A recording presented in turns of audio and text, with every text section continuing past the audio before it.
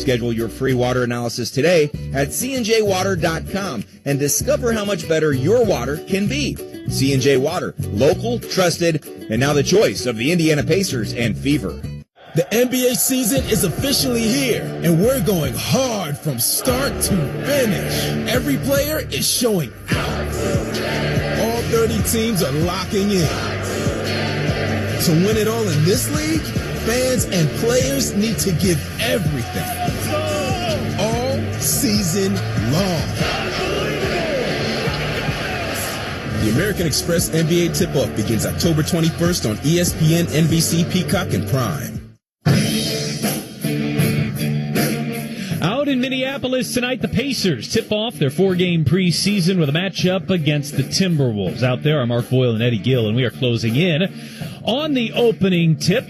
But right now, you're listening to the Kroger pregame show as we get you ready for it. I'm Pat Boylan. Tyrese Halliburton knows he won't play this season. On Media Day, he took a look back at a summer unlike he could have anticipated. This summer's been, I don't want to say awful, because I have a good life and, I'm in a good position in life, but it's just been a drag, just trying to keep myself busy, keep my mental busy as best I can, because it's been hard. I mean, the season I got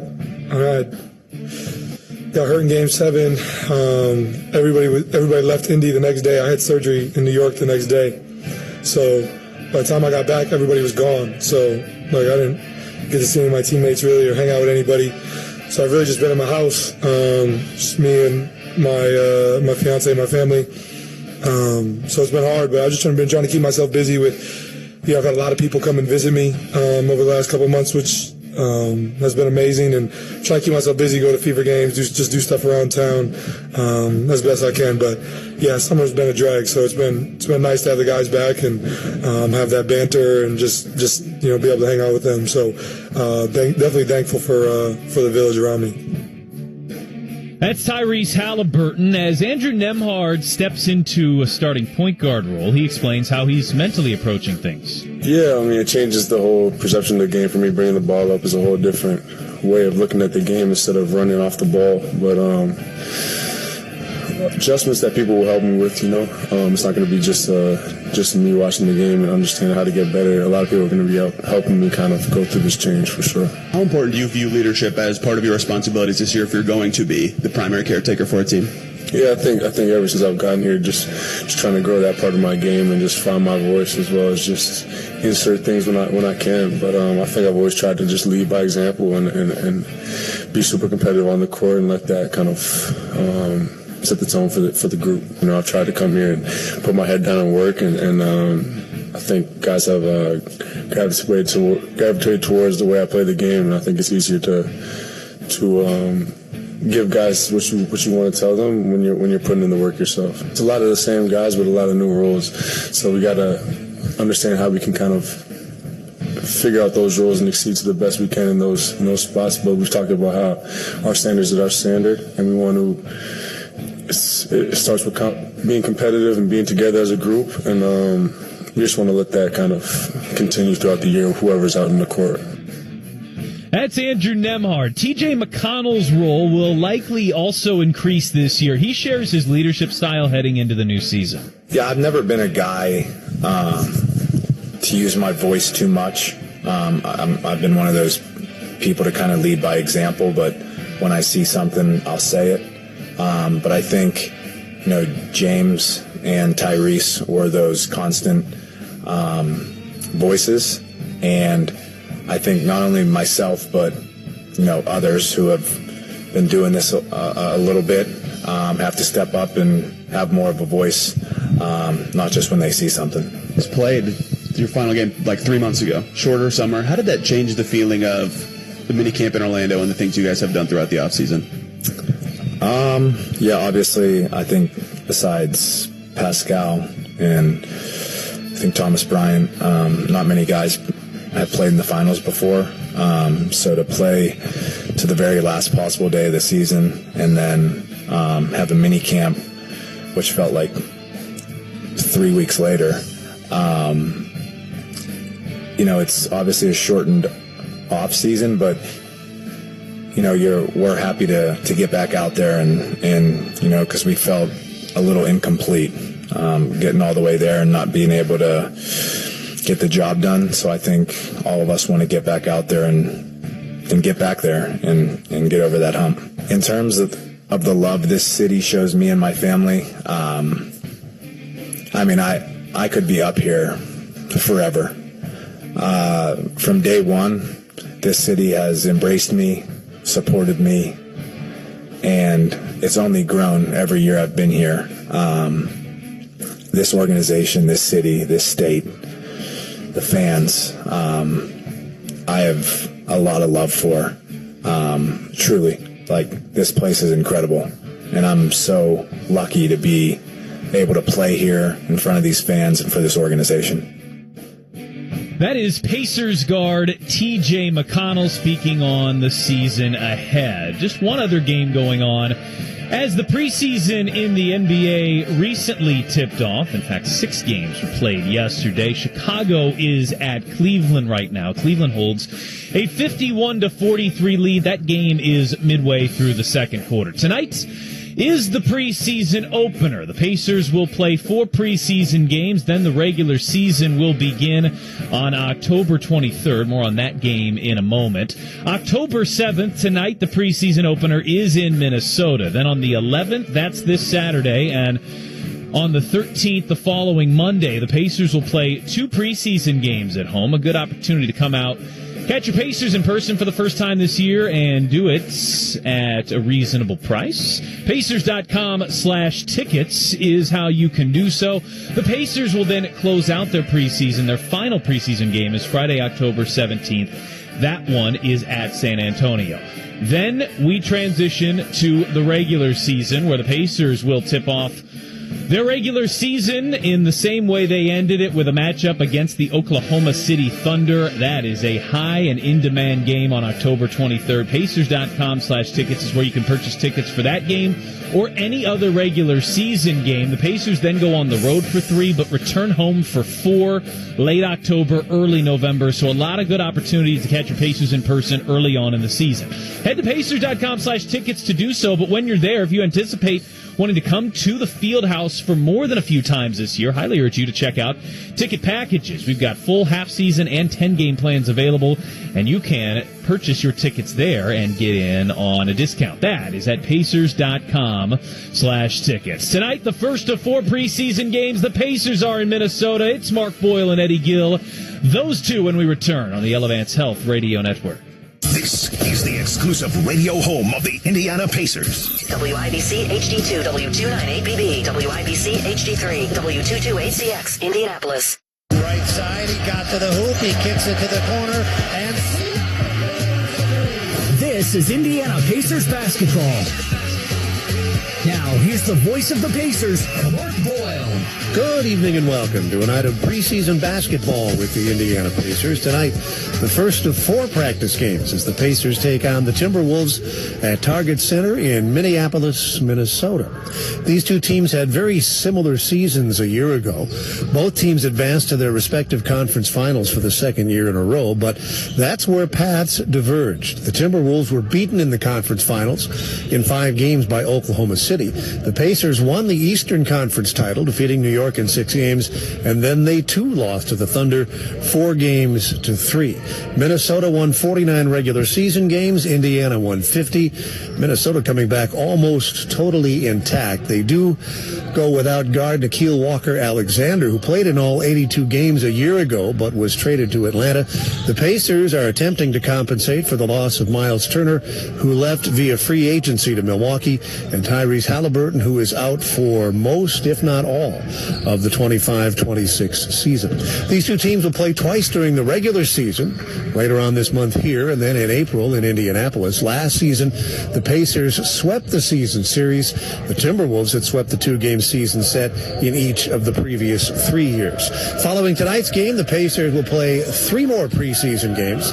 They'll take on Oklahoma City at home on Saturday night, and then consecutive games against San Antonio. The first next Monday in Indianapolis, and the second and final preseason game against the Spurs on October the 17th. The Pacers start the regular season at home against Oklahoma City on October the 23rd. Tonight in Minneapolis, it's the Pacers and the Timberwolves. Pat Boylan is in our Indianapolis studio. Our studio producer, Eddie Garrison. With Eddie Gill, I'm Mark Boyle. Stay with us. We'll get to the starting lineups when we come back. You're listening to Pacers basketball on the Elevance Health Radio Network. At Kroger, you never compromise. You get high quality and low prices. Like you never compromise your meal with our spring salad mix, guaranteed fresh. And you never compromise your budget with low prices in every aisle. And you never compromise your appetite with our golden brown bread that's baked fresh in store. And you never compromise your wallet with our low prices. Kroger shoppers never compromise. Kroger, fresh for everyone. Hey fans, this is Rick Carlisle, head coach of the Indiana Pacers. What meal goes best with Pacers basketball? A Philly cheesesteak sub right off the grill and fresh out of the oven from Penn Station East Coast Subs. All season long, when the Pacers win, bring a friend. Just text BOGO to 727-722 by 10 a.m. the morning after any Pacers win this season, and you'll receive a buy one, get one free coupon to use in-store the next day. Visit Pacers.com/Penn Station for full details. It's all about good taste. You saw and heard what happened in the Pacers game, but what didn't you see? Everything that happens on the court is influenced by what's going on off it. And only Indy Star Pacers insider Dustin DePirac is going to give you that story. Only Indy Star has the Pacers covered every day from every angle. It's not just about the X's and O's. I'll get you behind the scenes, whether it's a hidden reason for the Pacers' success or something you might not want to hear about after a loss. If you want to know what's happening with the Pacers, you can only get the full story from Indy Star. For 48 straight years, Ford F-Series have been the best-selling trucks in America. We got here by engineering breakthrough technology, redefining Built Ford Tough, and never settling for second best. But what's really made Ford F-Series the number one selling trucks in America is you. Ford F-Series, Built Ford Tough. Based on 1977 to 2024 calendar year total sales.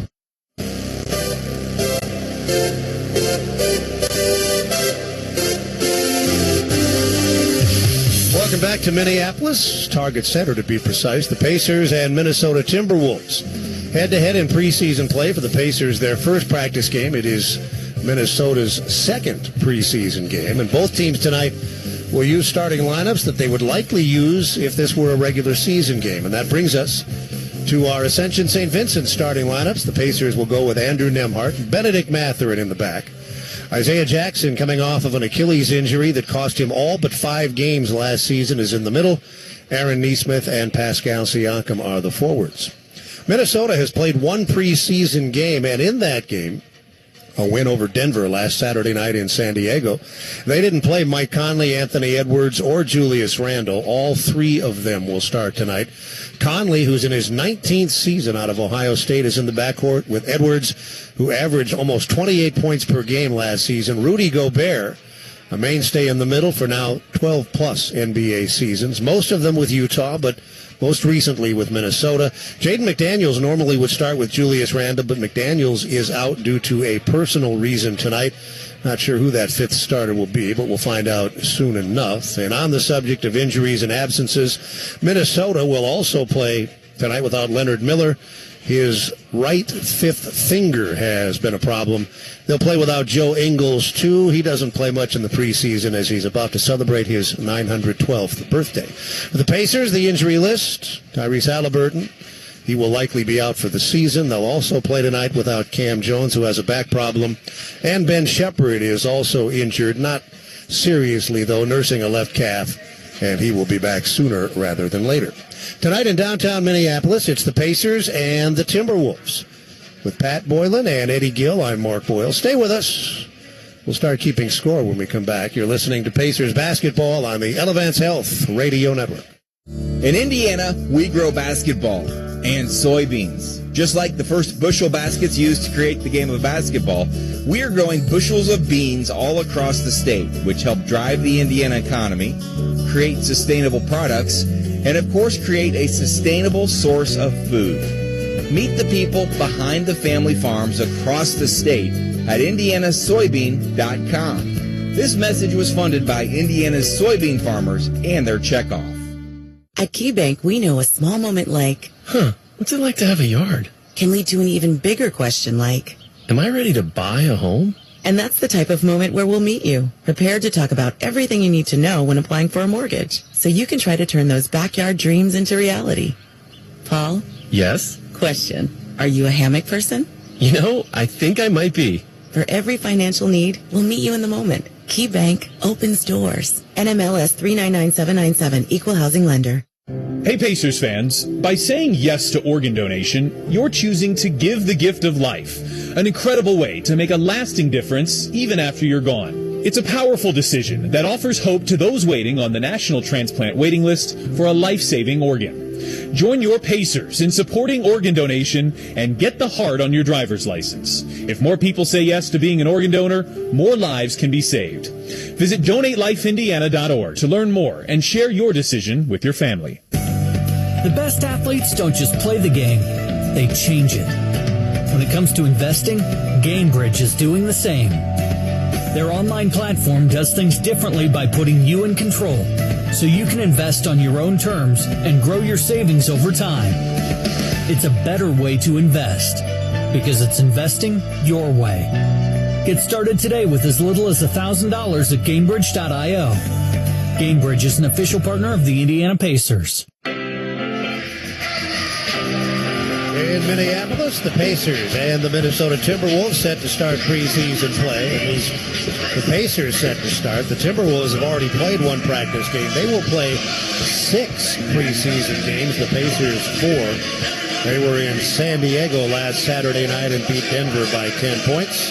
Mentioned earlier that Jaden McDaniels, normally a starter, will not start tonight. He's not here. He is missing this game due to personal reasons, and his place in the starting lineup will be taken by Nazarin Reed. Naz Reed, the 6th man of the year 2 years ago. So it'll be Randall and Reed, Gobert, Edwards, and Conley against Nembhard, Mathurin, Jackson, Nesmith, and Siakam. Pascal Siakam, the Pacers' leading scorer and rebounder last season. Tyrese Halliburton was the team's assist leader for Minnesota. Anthony Edwards led the team in scoring, Gobert in rebounding, and Randall in assists. Last season, the Pacers were 13th in the NBA in overall efficiency, 9th offensively, 14th defensively. Minnesota top 10 in all 3 categories, 4th overall, 8th offensively, 6th defensively, and that's actually a regression for them because the year before they were spectacular on the defensive end, led the league in defensive efficiency, allowed the fewest points in the league, and held opponents to the lowest field goal percentage in the NBA. The head coach is Rick Carlisle, 7 wins away from becoming the 11th coach in NBA history to reach 1,000. Chris Finch is in his 6th season as head coach of the Timberwolves. The officials tonight, the crew chief in his 23rd season, Zach Zarba. Tennessee Ransom works. He's in his 8th season. The 3rd official is a non-staff official. Her name is Gina Cantazariti. And we are set to play in Minneapolis. The Pacers play in blue, yellow, and white numerals, letters, and trim. Minnesota is in the white with the blue, green, and silver complementary colors. Both of these teams, Eddie Gill, conference finalists a year ago. That's a bit of a stretch looking forward for the Pacers because of the Halliburton injury and the Turner free agency situation. But Minnesota is a legitimate threat to get back there. Yeah, I couldn't agree more. A very tough team, star-led by Anthony Edwards. As you referenced, they take the defensive end of the floor very seriously. They have other guys who can complement him from a scoring perspective. So I see them being a contender. And from a Pacers perspective, they're trying to see what type of continuity they can conjure up. No Halliburton, no Turner in the lineup, and some young guys looking to solidify their spot in the rotation. Minnesota in white, Indiana in blue. Minnesota moves it left to right. They win the opening tip. And Edwards has it on top. Mathurin is on him. Conley with the ball out near the logo at center court. That's Nembhard's assignment. Back to Edwards, driving hard to the wing. The pull-up slapped out of his hands by Mathurin. He got it back and hit a twisting 20-footer from the left edge. Yeah, just determined to get a shot off, but solid defense there by Mathurin. Minnesota scores on its first possession. Now the Pacers counterattack. Nembhard bouncing it left sideline to Mathurin, way outside the arc. Now at the right edge, it's Jackson handling for the first time. He'll bounce it once, shovels to Mathurin. Mathurin trying to take Edwards off the dribble. The shot clock is down to 5. Jackson takes it to the foul line with a dribble. His jump shot flat. Slams off the front of the rim, but Nembhard grabs the rebound. Gives it to Nesmith, who drives with authority into the lane. And he'll go to the line twice. That's a great early attack there by the Pacers off of the offensive rebound. Nesmith does a great job of attacking Reed on the closeout, able to draw the foul. Now is Reed on the foul, his first. Nesmith, a 91%er from the line last year, will go twice. It'll be interesting to see as the season unfolds, and Rick Carlisle addressed this earlier in the week, how the Pacers will play defensively. You could argue that Nembhard is their best defender, but Carlisle has expressed concern with giving him too much responsibility now that he has the ball all the time, and I think you'll see Mathurin guard the other team's best scorer quite a bit. Yeah, there's definitely an adjustment that needs to be made there, and huge responsibility, huge shoes to fill in guarding the best perimeter offensive player on the opposing team. Now that Nembhard is going to have some more offensive responsibility on that end. Foul shots made, then Minnesota turns it over. The Pacers, though, fail to capitalize. Siakam missed a 3 out of the right corner, but the offensive rebound leads to a second opportunity. Mathurin misses a driving shot, and Minnesota comes out with it. Randall handling. Randall, left of the logo, comes into the forecourt. He was their leading assist man last season. He bounced the ball to Gobert, who got to the rim, and he was hammered by Isaiah Jackson. Jackson, I think, is worth watching early, coming off of that serious Achilles injury. How is he moving? And that injury, once you get through the rehab part of it, Eddie, is as much mental as physical, no? Yeah, there's no question about it. Any of those lower extremity significant injuries, you worry about the mental state of the player, and to your point, is just as significant as the physical, but he looks good so far, and definitely want to see where his athleticism is as he continues to progress. Gobert in his 13th season shoots a pair here. The first one is clean. He has been recognized defensively more than a few times over the course of his career. 4 times the NBA Defensive Player of the Year, 3 times with Utah, once with the Timberwolves.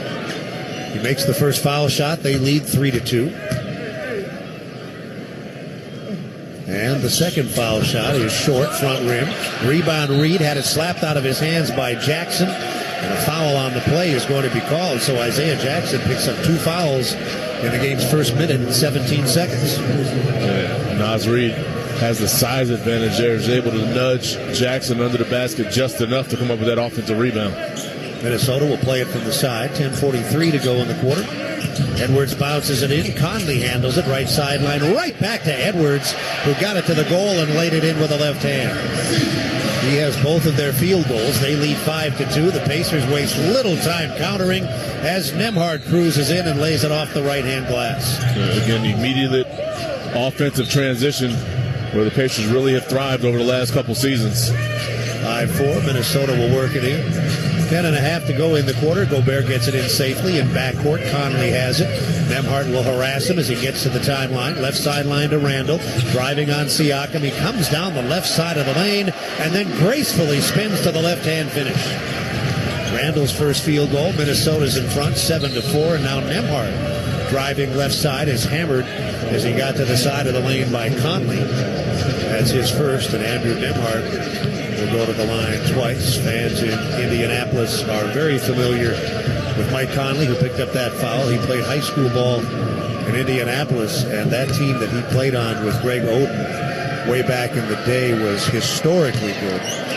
They went like 7,004 or something like that. Incredibly tough. It's, I know a lot of people and fans in the state of Indiana upset to see both of those guys flee the coop and go to Ohio State. Nembhard made the foul shots. They went 103-7 in 4 years as teammates. Wow. When they played together back at Lawrence North. 7-6 the score. Nembhard's foul shots cutting the Minnesota lead to 1. Now Randall has it, right edge of the arc. Driving to the foul line down the right side against Jackson, playing with 2 early fouls. He got into the lane, but Jackson made it a tough shot. Randall couldn't finish, and here comes Nembhard. The Pacers in search of their first lead as Nembhard works to the foul line. Now sends it left edge, takes it back from Neesmith, working the dribble against Randall, and Randall, overly aggressive, is tagged with the foul. It's a place of advantage there for Nembhard out on the perimeter. Julius Randle trying to control the dribble penetration. He's able to draw that foul there on Randle. 9:44 left in the quarter. Minnesota in front early, 7-6. Shot clock at 14. Ball comes in. Mathurin has it. And he'll relay to Nembhard, left of center, way outside the arc. Driving off a high screen from Jackson. Conley knocked to the floor. And that foul is going to be offensive. Isaiah Jackson's 3rd foul in the first 2 minutes and 22 seconds. Yeah, it's a tough one there. Trying to set that ball screen for Nembhard. I think Nembhard went a tad bit early prior to Jackson getting his feet set on that screen. And checking in will be Tony Bradley Jr. in his 8th season from North Carolina. Played in 14 games last season. You anticipate center by committee at least to start the season? There's no question about it. Just try to see who's able to be most effective in that starting spot. Minnesota with the ball in an early 1-point lead. Left edge Reed, driving right hand, got into the lane. Ball knocked away and stolen. Siakam up the floor. Mathurin cruising in. He's fouled as he lays it in. Conley got him, and as he tumbled to the floor, he threw it off the glass and home. He'll go to the line looking for a 3-point play. I'll tell you what, go back to that defensive end. Great job by the Pacers of just really converging on that dribble penetration. They come up with the turnover, and you know what Mathurin is doing in transition. He is getting to that basket. He's able to draw the foul and finish. Minnesota already with 14 fouls less than 3 minutes into the game, so from here on out, the Pacers will be in a position to exploit the penalty. For now, Mathurin looking at a 3-point play. He started 50 times last season, played off of the bench 22 times. But it would be a surprise, Eddie, as he makes the foul shot if he doesn't start every game this season. No, definitely foresee that happening. And once again, we get another backcourt turnover here for the Pacers. Bradley has it, gives it to Nembhard, driving left baseline, shovels it into the lane. Bradley feeds the far corner. From there, Neesmith goes to work, taking the lane, working it to the top. Nembhard driving, edge of the arc, cut off, bounces the ball back to Siakam, who moves it center of the floor. Shot clock to 8. Mathurin down the middle of the lane, confronted by Randall. Misses the shot. Reed takes down the rebound. 9-7 Pacers. Minnesota with the ball early first quarter. Right sideline, working the bounce Edwards. High screen Gobert. They work the pick and roll, and Gobert dances into the lane but misses badly with the left hand. And Bradley picks the rebound up off the floor. The Pacers in a hurry to get to the forecourt. It results in an open 3 from the far corner for Neesmith. There it is. You reference the style of play. Would it change? It does not appear. It looks faster. There's no question about it. They're getting it defensively and attacking on offensive end. Pacers on a 10-2 run, have a 12-7 lead. Jump shot up top negative. Ball rebounded by Indiana off of the Edwards miss. Siakam pulls up on the break and hits a 3. No hesitation here. And one thing that we have seen a little bit here, and I've seen it in camp, immediately all 5 guys are up pressuring when there's a made basket. Indiana leading 15-7. They're on a 9-point run. Edwards into the lane, down the left side, feeds the far corner. Reed launches from there and buries a 3. That's his first scoring. 15-10 Pacers. That ends a 9-point Indiana run. Center of the floor, Neesmith.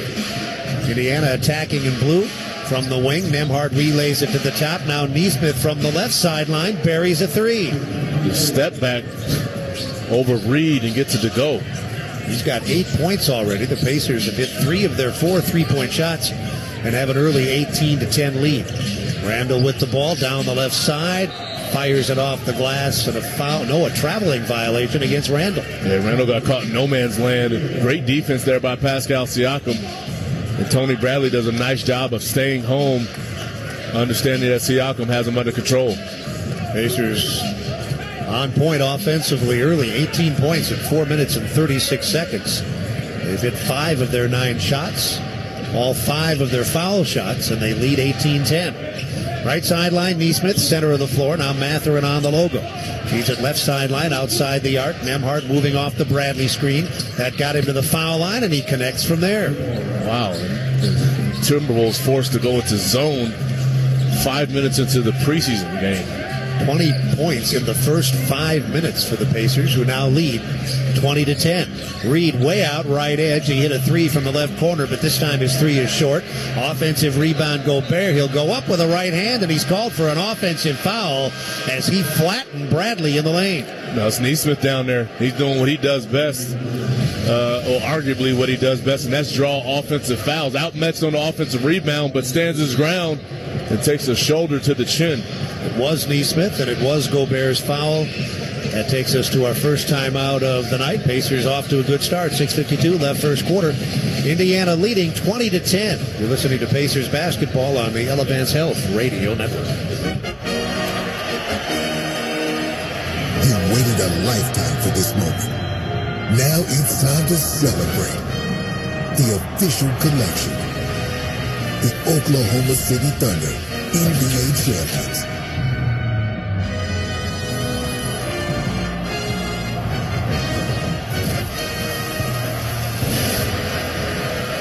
Available now at NBA Store. A Fanatics experience. If you want a tire shop that doesn't feel like your ordinary tire shop, then you need to meet Tire Man. Bell Tire. Good point, Tire Man.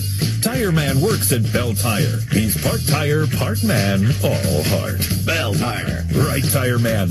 We repair flats for free at Bell Tire. And as Tire Man just said, we actually care about our customers. We're not your ordinary tire shop because we're changing tires. Bell Tire. Pacers fans, did you know that nationwide, 82% of 8th graders from low-income families are not proficient in math? Failing a math class in middle school is a key indicator for dropping out of high school, a challenging scenario which limits financial and social outcomes for most young people. That's why the Indiana Pacers and Eli Lilly and Company Foundation have partnered to bring NBA Math Hoops to any school or after-school program in the Indianapolis area. NBA Math Hoops is a fun, engaging board game that teaches kids fundamental math and social skills. Email foundation@pacers.com for more information. At Kroger, you never compromise. You get high quality and low prices. Like you never compromise your meal with our spring salad mix, guaranteed fresh. And you never compromise your budget with low prices in every aisle. And you never compromise your appetite with our golden brown bread that's baked fresh in store. And you never compromise your wallet with our low prices. Kroger shoppers never compromise. Kroger. Fresh for everyone. In downtown Minneapolis, the Pacers hit 6 of their first 10 shots and rolled to an early 20-10 lead over Minnesota. First preseason game for the Pacers, second for the Timberwolves. Every assist the Pacers record tonight results in a $5 donation to the Pacers Foundation from KeyBank. So far on their first 6 field goals, 2 assists. With Eddie Gill, I'm Mark Boyle in Minneapolis. Let's go to our Indianapolis studio for the first time. Pat Boylan is there. Good day, sir. Mark Eddy, hello. Here's how Rick Carlisle previews the season ahead without Tyrese Halliburton, saying, quote, there will be some adjustments. On one hand, Ty is such an unusually important player to us. On the other, our core principles remain the same. But we've got to be excited about the opportunities some of these guys have this year, end quote. None bigger than Andrew Nembhard will touch on how he's approaching this opportunity a bit later tonight. He's got the ball right now. Pacers right to left in blue with an early 10-point lead. And from the foul line, his shot hits the back of the rim. There's a loose ball foul in the lane. And Minnesota will bring the ball from backcourt. That'll be the Pacers' third team foul. It's on Tony Bradley, his first personal. Minnesota down 10 with Conley bringing the ball up. Both teams continue to work with their starters with the exception of Bradley, who's in for Jackson. Jackson having picked up 3 early fouls. Randall on the left wing against Siakam on a clear out. Backing in with the right hand. Gets to the side of the lane. Siakam sticks right with him. Forces a very difficult shot, but Randall hit it anyway. He earned those 2 points for sure. Siakam playing terrific one-on-one defense. 20-12 Pacers. Siakam will try to get it back. +1, and he does. A catch-and-shoot 3 from the left edge. His second 3 of the night. And the Timberwolves relegated to this zone, which is mind-blowing to me right now. Pacers have hit 4 of their 5 threes. They lead 23-12. Reed, center of the floor, bluffs the 3, gives it up left edge. Randall drives it from there, got into the lane and finished in front. Randall with half a dozen. The Pacer lead is 9. Right to left in blue come the Pacers. Center of the floor, Nembhard. Left sideline, Mathurin. Mathurin had it punched out of his hands by Randall, and it's controlled by Reed. Minnesota down 9. They're in white, moving it left to right. From a crouch, Reed drives it to the right wing, confronted by Nembhard. He retreats and gives it up on top to Randall. Randall versus Nesmith. Center of the floor, Reed. Reed marching down the left side, tosses one up and off, and it's cleared out of there by Indiana's Pascal Siakam. 5:17 left in the quarter. The Pacers are 9 points better than the Timberwolves as Siakam gets to the foul line and shoots from there, scoring again. He's got 8 points. Nesmith has 8 points, and the Pacers are in front 25-14. Conley with it, way out right side. Off a screen from Randall. Now he'll give it to Randall on top. Randall working Nembhard. Shot clock down to 10. Randall one bounce and a 3 from the right edge. Back rim, long rebound Reed. One bounce got into the hoop, and he scored as Nesmith fouled it. It's the second time we've seen Naz Reid use his size to his advantage. He just pushes Nesmith into the lane, able to come up with that offensive rebound, and gets the 2 to go with a 3-point opportunity here.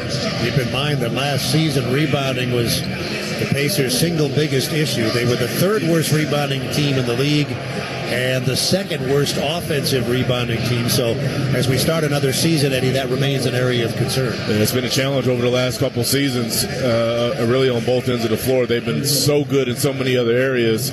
They've been able to make up for it as Rick Carlisle goes with the platoon-style substitution here. Timothy John McConnell Jr. is in. TJ will play with Johnny Furphy, Jarris Walker, Obadiah Toppin Jr., and the newcomer, James Huff, known to most as Jay. Minnesota, meanwhile, continues to play with Gobert. Reed is on the line, and Reed completes the 3-point play. He's got 6 points. The other Minnesota performers are Dante DiVincenzo, who checked in on the dead ball, his first look. Randall stays in the game, and so does Edwards. It's 25-17 Pacers. Walker lobs it into the corner, way over the head of Toppin, way over the head of the fans in the first 2 rows, and it's bouncing down Hennepin Avenue on the way to who knows where.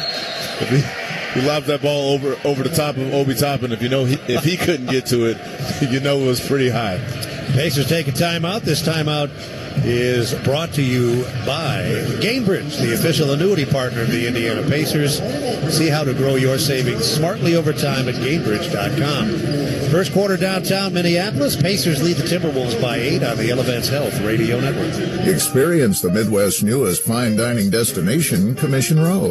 Our menu includes the best locally sourced steaks, chops, seafood, and raw bar offerings.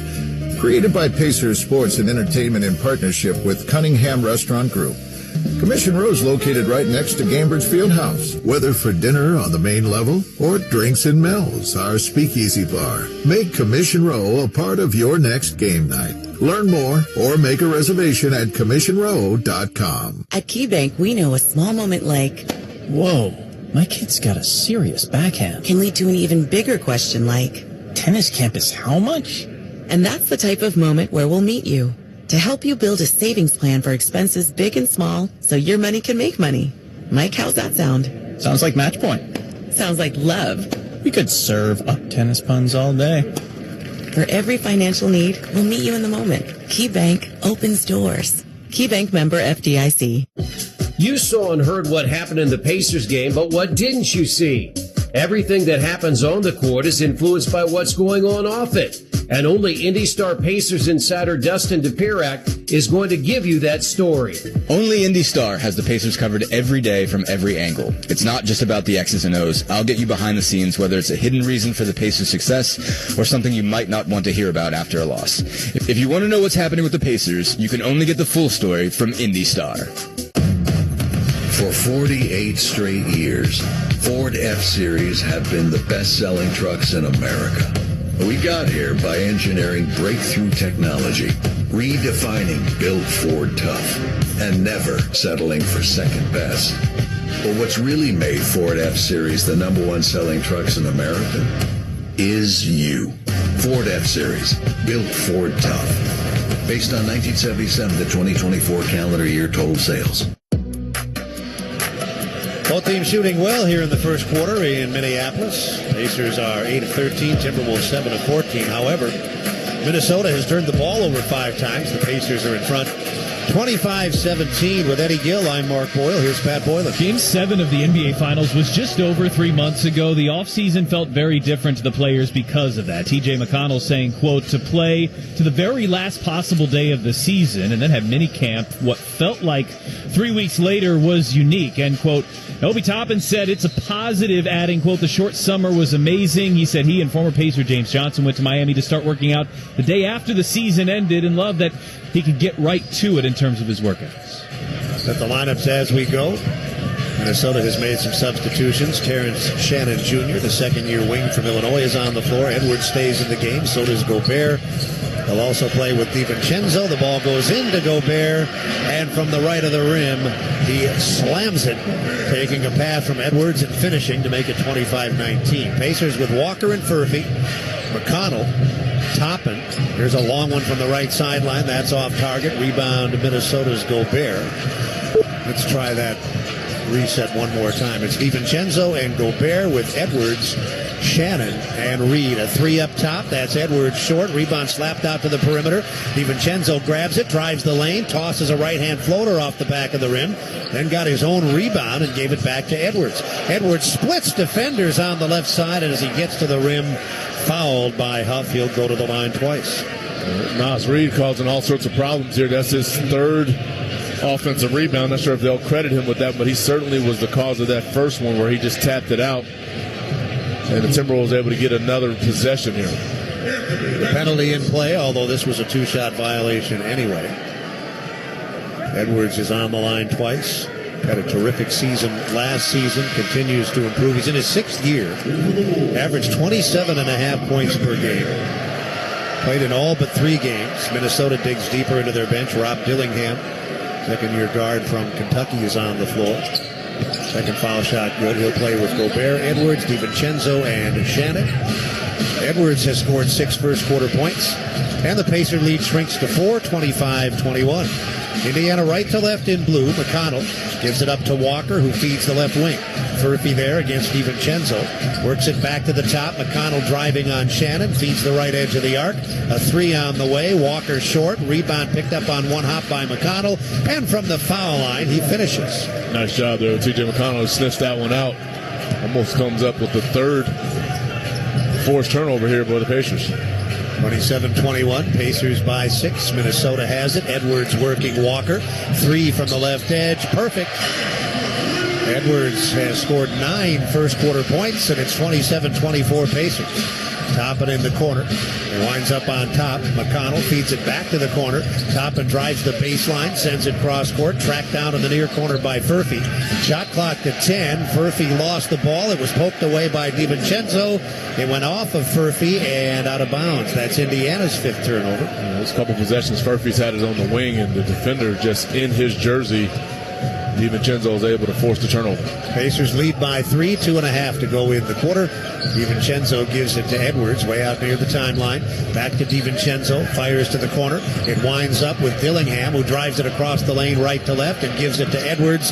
This time his 3 is short. Furphy rebounds, and the Pacers on the move with McConnell. Back to Furphy. Almost walked with it, now drives the lane, feeds the sideline. McConnell has it near side Hashmore.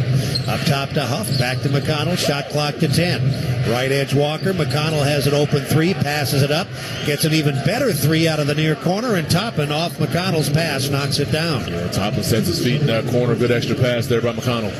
30-24. The Pacers continue to excel from 3-point range. They're now 5 of 8. Open 3 at the Minnesota end. Dillingham front rimmed it, rebounded by Toppin. 100 seconds left in the quarter. The Pacers are in front by 6 as McConnell drives to the right edge of the lane and draws a 2-shot trip to the line. He is fouled as he fires a 10-footer from the right side. It's on Dillingham, his first. Both teams have hit the penalty here late in the quarter, and McConnell will go to the line. Pacers doing a really nice job of getting out into their early offense, their early attacks, where we've seen them have so much success. in their offensive game. They really picked up where they left off in last season. Pacers have made their first 5 foul shots, but McConnell misses the first of 2. The Timberwolves will go smaller now with Randall checking in for Gobert. One more foul shot for McConnell. And this one bounces in off the front of the rim. Indiana leading Minnesota 31-24. 90 seconds left in the quarter. Another backcourt turnover by the Timberwolves, and McConnell got it to Huff for a dunk. It's all work. McConnell does a great job, gets a hand on it, dives on the floor, able to come up with it. And nice pass to Huff. Minnesota has given the ball away 6 times. The Pacers lead by 9. Way out on the right side, Dillingham, center of the floor, hand off to Randall. Randall attacks down the right side, feeds the near sideline, and from there, it's Dante DiVincenzo delivering a 3. 33-27 Pacers. McConnell hurries to the forecourt, under a minute to go.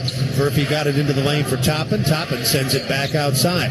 Now Toppin takes the pass from McConnell, drives the baseline, deals it right to the front of the rim, and an easy finish for Walker. It's a beautiful play there by Toppin out of the corner, shot fake. Creates the space to drive and attack. He's able to drop it off for 2. Pacers shooting a blistering 63%, now lead 35-27. With Edwards in business, driving down the right side. He blows by Furphy and lays it in with the left hand. 11 points for Edwards, who was their leading scorer last season. And now with 34 and 7/10 seconds to go, Minnesota's been given a delay of game warning as the Pacers were not able to play the ball in a timely manner. The next one would result in a technical. Julius Randle holding on to the ball a little bit too long after it falls through the net. Separation between game and shot clocks, about 10 seconds. McConnell on the logo at center court. We're down to 24 seconds to play first quarter. Indiana leading Minnesota 35-29. McConnell works the bounce, right edge, left hand to the top of the circle, got to the foul line, and from there knocks it down. A sheer determination there by McConnell. He splits 2 defenders to get to his pull-up game. Pacers at 65% from the floor, now have an 8-point lead. Shot clock dark. 6 seconds to go in the quarter. Edwards with it, driving to the top of the circle, fakes the 3, launches the 3, misses the 3, and the quarter comes to an end. After 1 in Minneapolis, it's the Indiana Pacers 37, the Minnesota Timberwolves 29. You're listening to Pacers basketball on the Elevance Health Radio Network. Hey Pacers fans, while we cheer on our team tonight, let's take a moment to remember an important cause. The Indiana Pacers proudly support organ donation. Signing up to be an organ donor is an incredible and easy way to make a difference. Organ donation saves lives, and when you say yes, you are creating hope for the more than 1,000 Hoosiers waiting on life-saving organ transplants. Say yes to organ donation next time you visit the BMV, or learn more at donatelifeindiana.org. Now back to the action, and go Pacers! Hey fans, this is Rick Carlisle, head coach of the Indiana Pacers. Penn Station East Coast Subs prepare the fresh ingredients just for you. Your entire meal from Penn Station features the quality, freshness, and perfectly seasoned flavors that you crave. All season long, when the Pacers win, bring a friend. Just text BOGO to 727-722 by 10 a.m. the morning after any Pacers win this season, and you'll receive a buy one, get one free coupon to use in-store the next day. Visit Pacers.com/Penn Station for full details. It's all about good taste. In Indiana, we grow basketball and soybeans. Just like the first bushel baskets used to create the game of basketball, we are growing bushels of beans all across the state, which help drive the Indiana economy, create sustainable products, and of course create a sustainable source of food. Meet the people behind the family farms across the state at indianasoybean.com. This message was funded by Indiana's soybean farmers and their checkoff. At Kroger, you never compromise. You get high quality and low prices. Like you never compromise your meal with our spring salad mix, guaranteed fresh. And you never compromise your budget with low prices in every aisle. And you never compromise your appetite with our golden brown bread that's baked fresh in store. And you never compromise your wallet with our low prices. Kroger shoppers never compromise. Kroger, fresh for everyone. Hey, this is Pascal Siakam, and you're listening to Pacer Basketball on Elevance Health Radio Network. Pacers had just 3 months in between the NBA Finals and the preseason, and playing like they didn't miss any time. Here in preseason game number 1, Indiana leads it after one 37-29. The Pacers shooting 65% from the field. They've hit 5 of their 8 3-point shots. In downtown Indianapolis, I'm Pat Boylan. Back to Minneapolis. Here are Mark Boyle and Eddie Gill. Pacer ball to start the second. They play in the blue, yellow, and white numerals, letters, and trim. Minnesota is in the white with the blue, green, and silver. We'll set the lineups as we go. T.J. McConnell has it, crossing the timeline. Second quarter underway. Pacers leading by 8. McConnell works the baseline across the lane, right to left. Tried to get it into the lane, but Furphy couldn't handle it, juggled it, and ultimately lost it out of bounds. It's McConnell and Furphy with Jarris Walker, Jay Huff, and Obi Toppin. Minnesota will start the second quarter with Dante DiVincenzo, Rob Dillingham, Julius Randle, Naz Reid, and Terrence Shannon Jr. In the lane, Randle to the front of the rim, and Huff got a piece of the shot. He wanted to throw it down with the left hand, but Huff denied him. Here comes McConnell hard down the right side. Shannon cuts him off, and he'll retreat to the right sideline. Left-hand bounce all the way out to the timeline, and now Walker with 10 to shoot. Center of the floor, gives it up, left edge. Huff has it. Huff bounces once. The shot clock is down to 5. From the right wing, it's Furphy on the drive, and he throws it away. Pass in the lane, intercepted by DiVincenzo, and he gave it right back to Toppin. Toppin then almost threw it away himself. Knocked out of bounds in the front court by Reid. The Pacers played in from the near sideline. Not unusual at all in a preseason opener for the Pacers. Second game for the Timberwolves. Turnover's a big part of the story. Yeah, definitely. Just, again, that continuity and rhythm that you need, being able to play in the game consistently. Pacers have the ball with Walker. Left side, Furphy. Furphy bouncing it to Huff, who comes in left side and puts it in off the glass.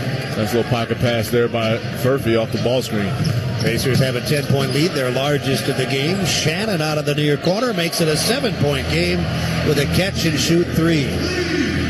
Pacers are 5 of 8 from three-point range. Minnesota now 4 of 10, and Toppin makes a terrific play, saving a ball from going out of bounds on the baseline, and then steering it into the lane to Furphy, who tried to finish and was fouled by Reid. Yeah, just keeping that ball in play was a feat in its own right. He makes a terrific pass to Furphy as he's cutting to the basket.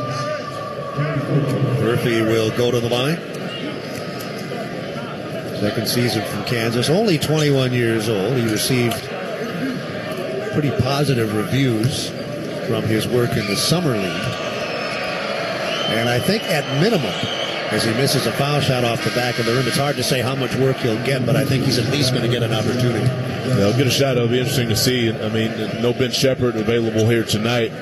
So it'll be interesting to see what happens with rotation once he is available. But I'll tell you this, Furphy had one of the best highlights of the summer, driving to the basket and a big-time dunk. So I was really happy to see him get that moment as he's been waiting throughout the season to get an opportunity. He missed the first, made the second, and while the sequence was underway, there's a foul off the ball as Minnesota goes into the front court. Benedict Mathurin and Isaiah Jackson check back in, and now here comes Aaron Nesmith. That foul on Furphy was his first. Furphy will leave, and the Pacers will play with Nesmith, Mathurin. Nembhard returns. Siakam is in, and Jackson. So the original starters are back on the floor. Jackson, remember, picked up 3 fouls in the opening minutes, and this is his first work since. Minnesota has the ball. They're down 40-32. Catch and shoot 3 left side. DiVincenzo missed it. Mathurin has it, and the Pacers head to the other end with Nembhard. Back to Mathurin, way out right edge. Cross court to the left side of the floor. It's Nembhard driving toward the corner, holding the bounce, and Dillingham reached in. Nembhard does just a great job of being able to recognize where the defense is. If they're playing overly aggressive, he does a great job of drawing fouls on the perimeter. 10:08 to go in the half. Indiana's lead is 40-32. Timberwolves jumped out 5-2, but the Pacers then went on a run, and they've been in front ever since. They have led by as many as 11. At the moment, they're up by 8. Siakam has it left edge, center of the floor, Nembhard. Heels on the logo, driving to his left. Back up top, a catch-and-shoot 3, and that's Pascal Siakam's third 3 of the game. Zero hesitation. Great catch and release there in front of Randall. Pacers have hit 6 of their 9 3-point shots, and they've reestablished that game-high 11-point lead, but not for long. Reed right of the lane with a little right-hand push shot, and it's 43-34. With 9:39 to go in the quarter as play progresses to the Indiana forecourt. Carlisle at the timeline, I think, Eddie got a technical. Yes, he did. He was not happy with the no call on that ball screen that would happen right in front of him. Don't tell him it's the preseason. Luis Randall will shoot the technical, which I do appreciate the approach and the seriousness of it. Sends a message to your team. Hey, no. Resting on your laurels in terms of getting to the finals last season. It's a new season and new goals and aspirations ahead. No harm done. Randall missed the technical foul shot. The Pacers have the ball on a 9-point lead. 9:39 left in the second quarter. Neesmith from midcourt gets it in, and Nembhard will explore the right side. Dillingham plays him, knocks the dribble into the backcourt. Nembhard tracks it down, then moves back across the timeline. Shot clock at 10. High screen Jackson. Nembhard drives it to the center of the floor. His three is online but short. Reed rebounds for Minnesota. They're down 9 with 9:21 left in the quarter. Length of the court drive, but a left hand crawls off the back of the rim. An impressive display by Shannon, but he couldn't finish the play. The ball knocked out of bounds, and Minnesota will keep it. Conley is back in, and Dillingham is out. Minnesota has 14 seconds to shoot, 9:16 to play in the quarter. Ball comes in, Reed, perimeter right. Center of the floor, Shannon handles, back to DiVincenzo, who drives into the lane, but the dribble is taken away. Siakam on the steal, up the floor. Mathurin in on the right side, and got the bounce. He went up and under with a right hand and sort of just flipped up a prayer that was answered. No question. Squeezed it between two white jerseys, and it drops for him. Reed at the other end misses a long one. Pacers out and running. Nembhard rebounds, gets it to Neesmith. Neesmith's three off target from the left edge. Weak side offensive rebound. Siakam up top. Another three, this time from Nembhard. Off target. Randall rebounds for Minnesota. 8:40 left in the quarter. Randall takes it in, right side, finishes with a left hand. 8 for Randall. The Pacers lead by 9. Siakam down the left side. He lays it in as he's fouled, and he's got a chance for a three-point play. Coming in left side, right hand, and he was fouled. Reed picks up his third. That's right. That was Reed just a half a step late trying to draw that charge in transition, but once again, Pacers immediately attacking. Siakam's able to draw the foul. He's got a three-point opportunity here. Pacers continue to excel offensively. They've hit 65% of their shots, half of their three-point shots. And they've out-rebounded Minnesota by 5. Siakam looking for and finding the three-point play. He has scored 11, so has Neesmith. And the Pacers lead 48-36. This is their largest lead of the half. DiVincenzo left side, Conley center of the floor, using the left-hand bounce, now picks up the dribble, floats it left wing to Randall. Randall double team, back to the top, they work it to the near side corner, faking a three, now launching a three and hitting a three is Shannon. That's his second three, both here in the second quarter. 8:04 to play. It's 48-39 Indiana. Mathurin drives on Shannon, gets in left side. Nice pass to the front of the rim, but Jackson is stripped. Minnesota running with Randall, and as he got into the lane, reaching in, knocking the ball away, and picking up a foul was Nembhard. It's a good hand there by Nembhard. Almost was able to come away with a clean strip of the ball. Gets hit with the foul there. Team fouls. Indiana has now committed 2, Minnesota 3. Randall is on the line. This is his 12th season in the NBA. He's only 30 years old. Came in after a brief pit stop at Kentucky. Started with the Lakers. He's been with the Pelicans, the Knickerbockers. He was the league's most improved player back in 21 with the Knicks. And statistically speaking, had his best years in New York. He was a 3-time All-Star there. But he was part of that big trade last offseason, not this one, but the one before that sent Karl Anthony Towns to New York. Yeah, probably safe to say both teams are happy with the overall results in terms of wins and losses. Obviously, the Knicks getting to the Eastern Conference Finals last season.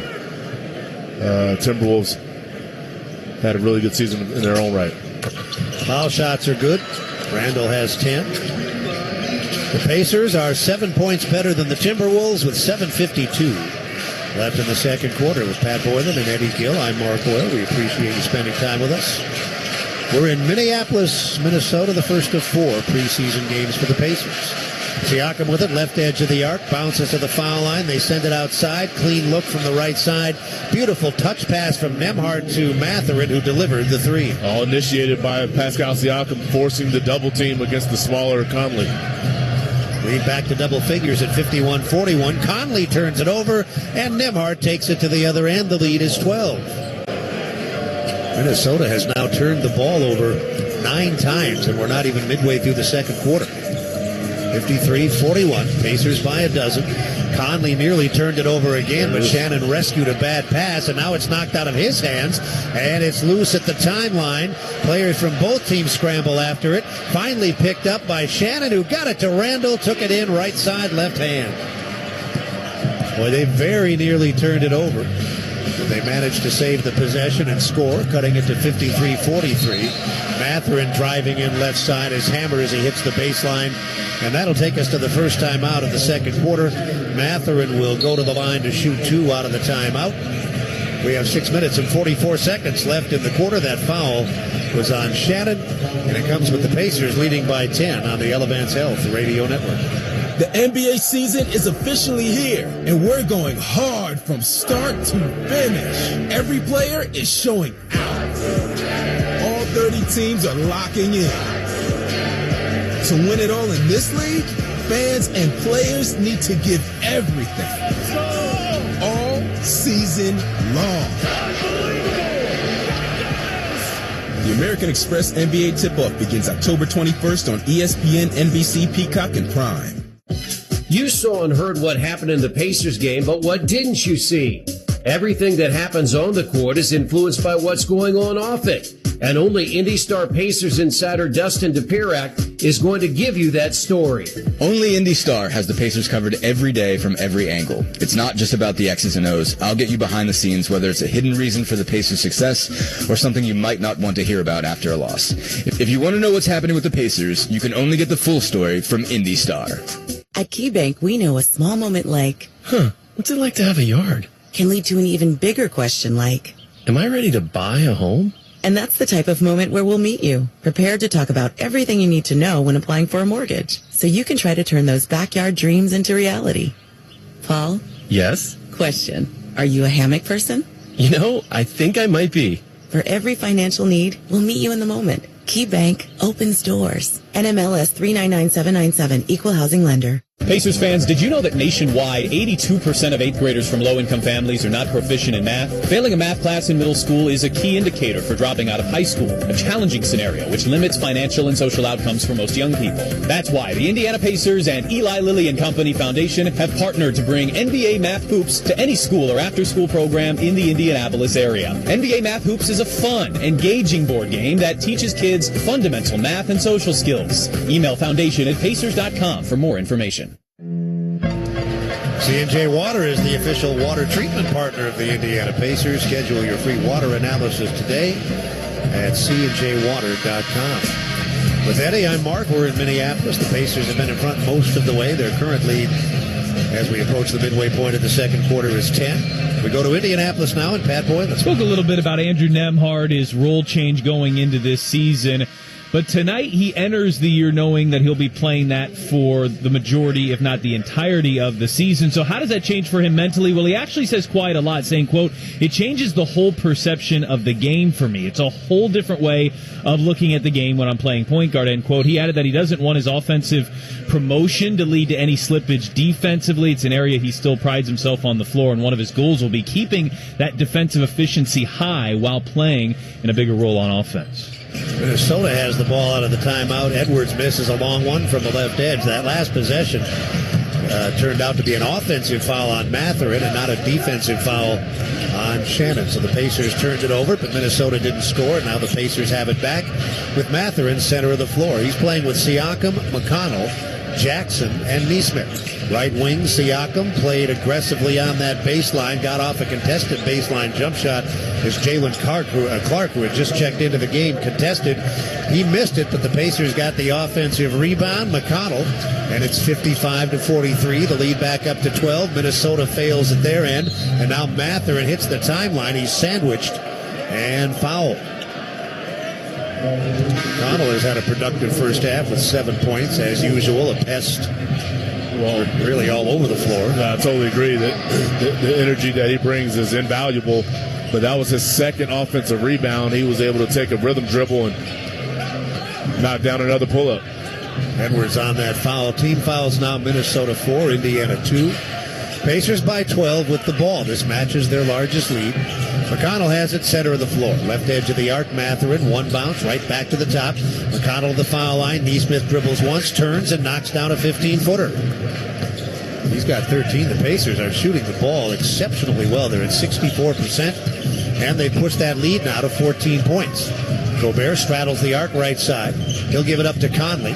Conley bounces once back into the lane. He almost threw it away, but Gobert saved it and then steered it into the far corner. Clark missed a three.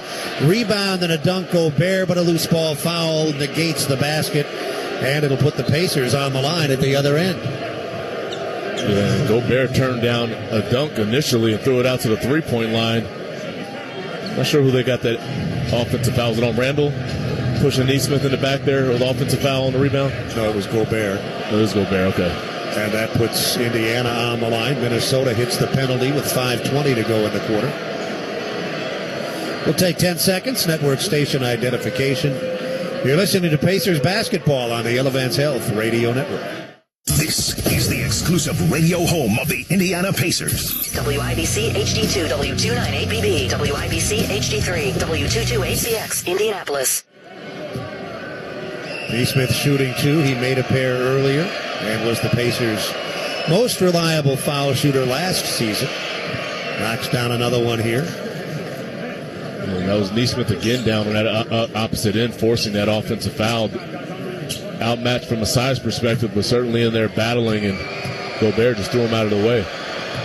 One more for Neesmith. This one hits the front of the rim, rolls to the back, and stays down. The Pacers are in front by 16 points, their largest lead of the game. It's 59-43. Conley has it for Minnesota. They move it left to right. Edwards, left edge of the arc, drives it to the wing, and he's stripped and fouled with 5:08 to go in the quarter. That'll be Mathurin's first and the team's third. Correction, it's Mathurin's second foul. It is the team's third. And they'll rule it a shooting foul as Edwards goes to the line. He was the first pick in the 2020 draft. That's the same draft that brought Tyrese Halliburton not to the Pacers, but into the NBA with the Kings, later traded to the Pacers. And those two have both emerged as key figures on very good teams. Yeah, very bright futures for both young guys, and both have already done a significant damage in this league. Edwards made the first, missed the second. The Pacers lead by 15. Jackson, right edge of the circle, gives to Mathurin, driving with the left hand, bounces it right back down low. Jackson has it wrenched out of his hands. The ball hits the baseline, last touched by Jackson, and the Pacers have turned the ball over for the 9th time. Minnesota has also given it away 9 times. That was a tight window that Mathurin tried to squeeze that passage. Minnesota hurries to the forecourt. It's Conley on the handle. Generally speaking, the Timberwolves play at a very deliberate pace. They were 25th in the league in pace a year ago. The Pacers were 7th, and now McConnell picks up a foul up top. And Josh Corbeil comes out to meet him. Did he take the foul to get off the floor? Yeah, it was an intentional one. He's nursing something. He's limping on that left side of his, something with the left leg there. And Pacers trainer Josh Corbeil will accompany him to the locker room as Nembhard returns. 59-44 Pacers, 4:41 left in the quarter. And now Indiana will give DeLon Wright a chance to play. He's in his 11th season. Talk about a guy that's been around. In order, He has played for Toronto, Memphis, Dallas, Detroit, Sacramento, Atlanta, Washington, Miami, Milwaukee, and New York. Scoop shot right hand, no, right in front. Tip to the baseline and out of bounds. Wright is very familiar to Rick Carlisle. He played for Rick in Dallas a few years back. Edwards missing that shot, now has missed 7 of his 11 field goal attempts. There appears to be some uncertainty as to who's going to get the ball, but Minnesota awarded it on the far side baseline, and now Carlisle out onto the floor. He's already got one technical. And now he's asking for a review here. There's a lot of conversation about who this ball went out on right now. Are they going to challenge? Well, he made the signal for a challenge, but now the officials are conferring here. Speaking of specific to this game, we know that Zach Zarba is the master of the challenge, and he's the lead official tonight. Yes.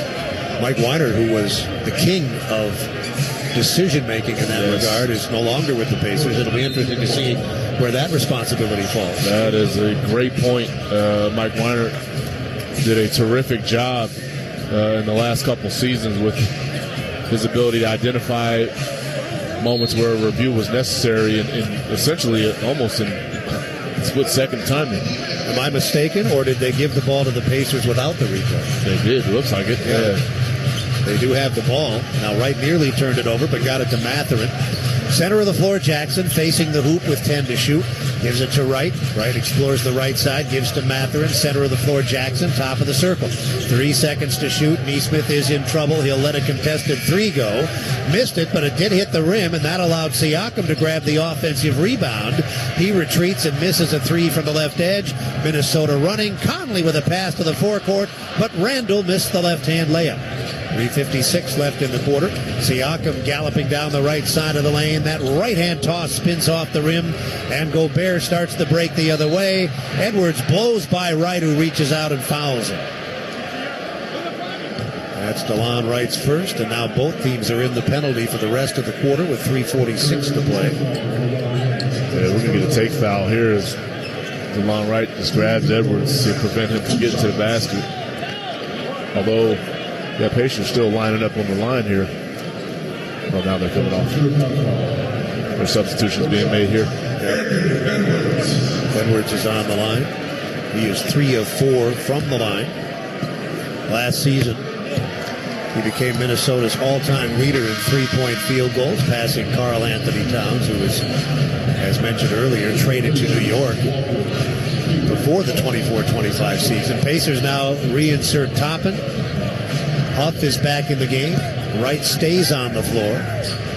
Walker is in. And on for the first time as Minnesota's Edwards gets to the hoop but lays it up too hard. Randall with the offensive rebound. He gets right back to the front of the rim and dunks it. He's got 14 points. And Minnesota cuts it to 59-47.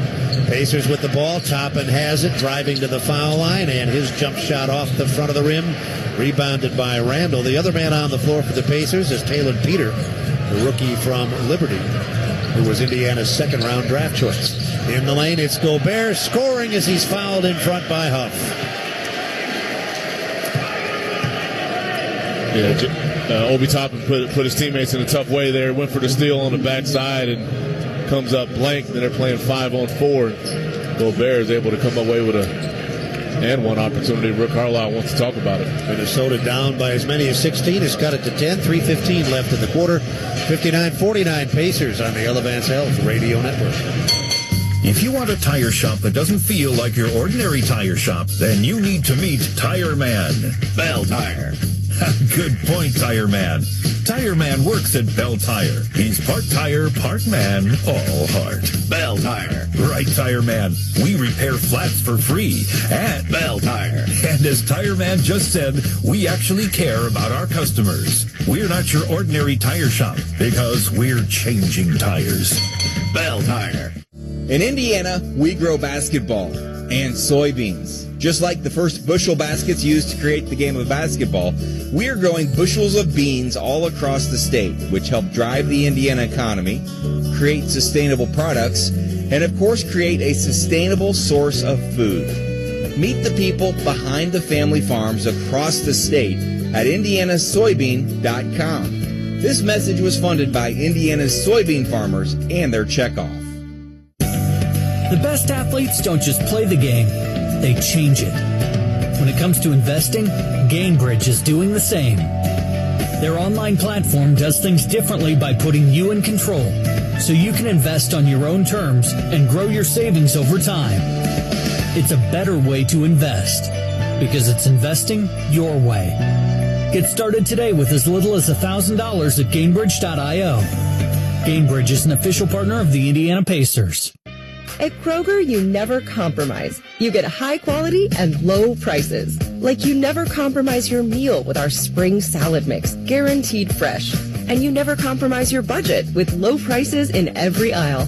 And you never compromise your appetite with our golden brown bread that's baked fresh in store.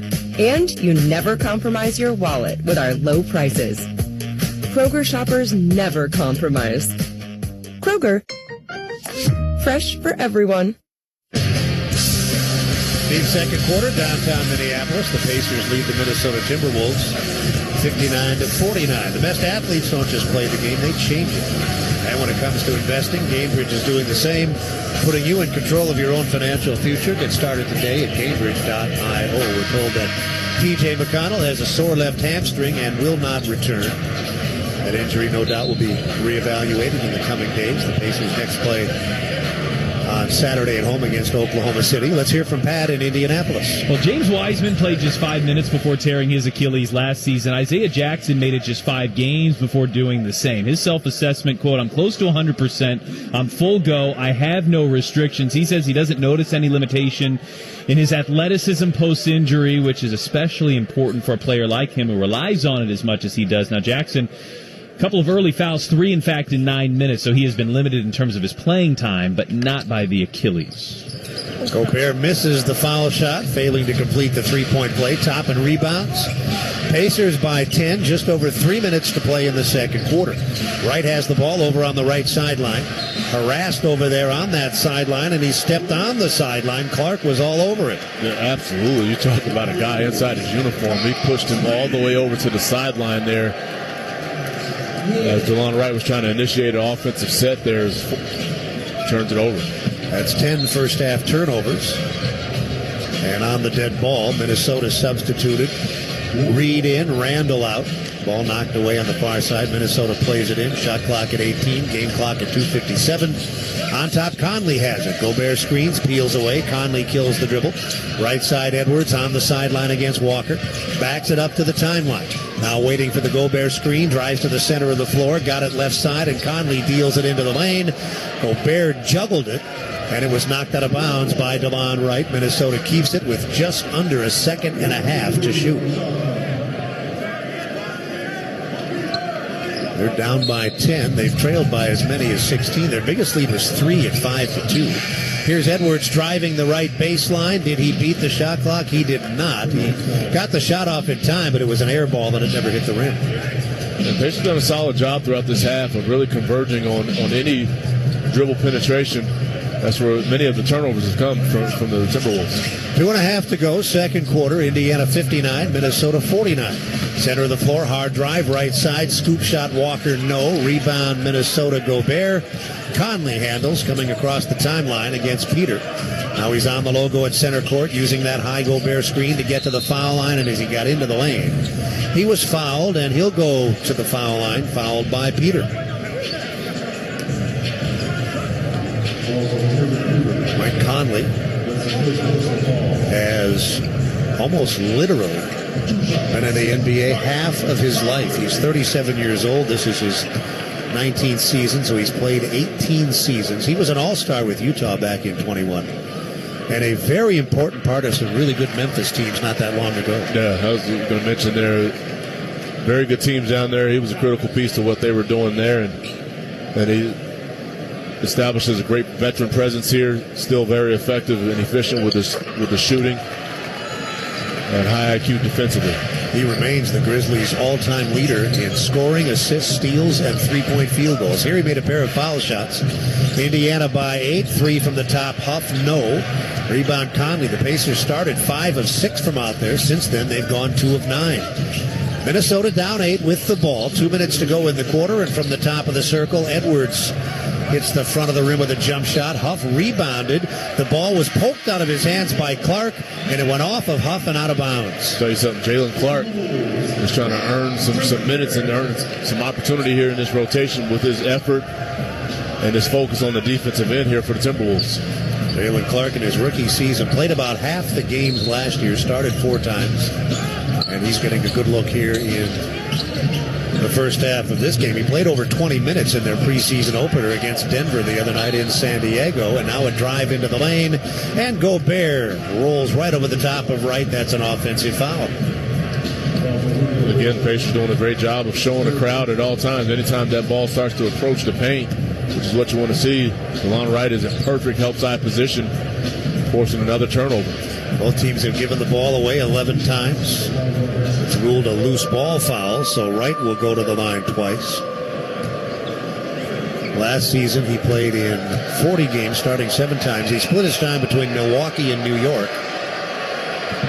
Foul shot is good. His brother played in the league for many years, Darrell Wright, 11 seasons, 4 different teams.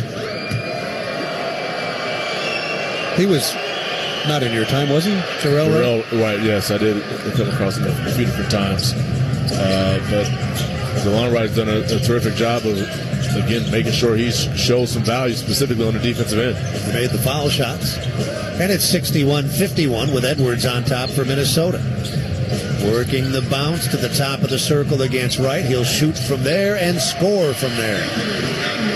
Edwards with 14. And the Pacers will come to the forecourt with an 8-point lead, 83 seconds left in the half. Toppin drives, sends it into the lane. Wright fumbles it and then lost it out of bounds.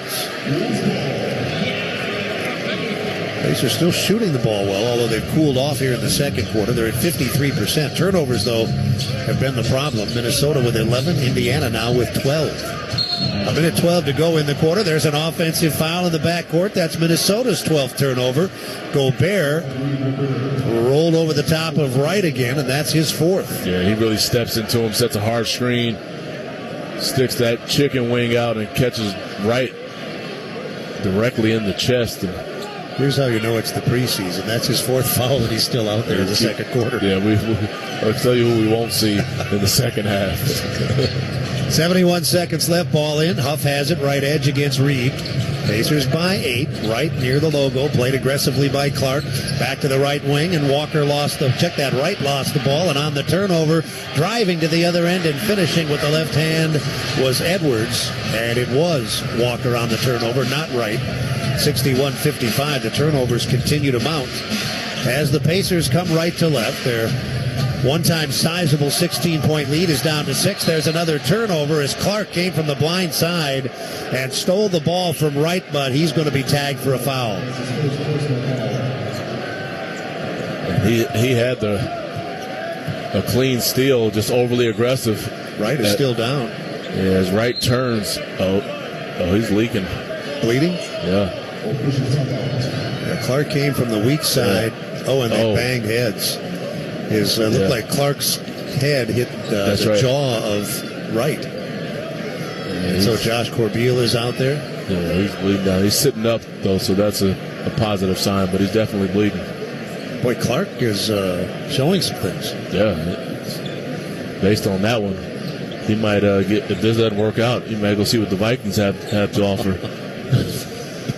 Well, you can never be too versatile. 46 and 4/10 seconds left. Let's find out what Pat has planned for halftime. Mark, at the halftime report, stay with us right here for first half highlights. We'll catch you up on everything you need to know. Pacers preseason, all that coming up in 46.4 seconds of game action. Whole team was out there at the center jump circle, concerned about DeLon Wright, who now has helped to his feet. Aside from he's bleeding, it looks like, over his right eye. Yeah, aside from that, you worry about, concussion? Potential concussion when you have that type of force. Jalen Clark is a big, strong guy, and he was coming full speed. But aside from that, now, when you think about a preseason game, Pacers look to give everyone, or not everyone, but a lot of guys multiple opportunities out there on the floor. But now you have no McConnell, no Wright, Shepard's already out. Quentin Jackson's going to get himself an opportunity here, but that guard position starts to get a little bit thin. Quentin Jackson played in 28 games last season, starting 7. Before that, he had played 2 years with Washington, but in those 2 years, he'd only gotten into 12 games. But he'll get some work here late in the second quarter. Yeah, I thought the few opportunities that he got last season, I thought he was productive. I thought he did a nice job, especially on the defensive end. Love the force that he plays with offensively, his speed and transition. Especially early on in the season, the Pacers went through a little spell there where they had a fair amount of injuries and guys weren't available. And I thought Quentin Jackson did a solid job. So with 46 and 4/10 seconds to play in the half, Jackson is in, right help to the locker room. And it looks like we're ready to resume play. Now Isaiah Jackson is coming up to the table, so he'll check in.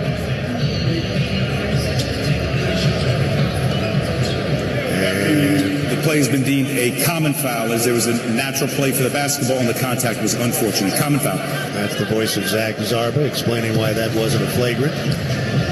I believe that was correct, don't you? Yeah, it was. It really, more than anything, it was just the timing of it. As Clark was going for that steal, Wright was turning in that same direction, and there was the collision.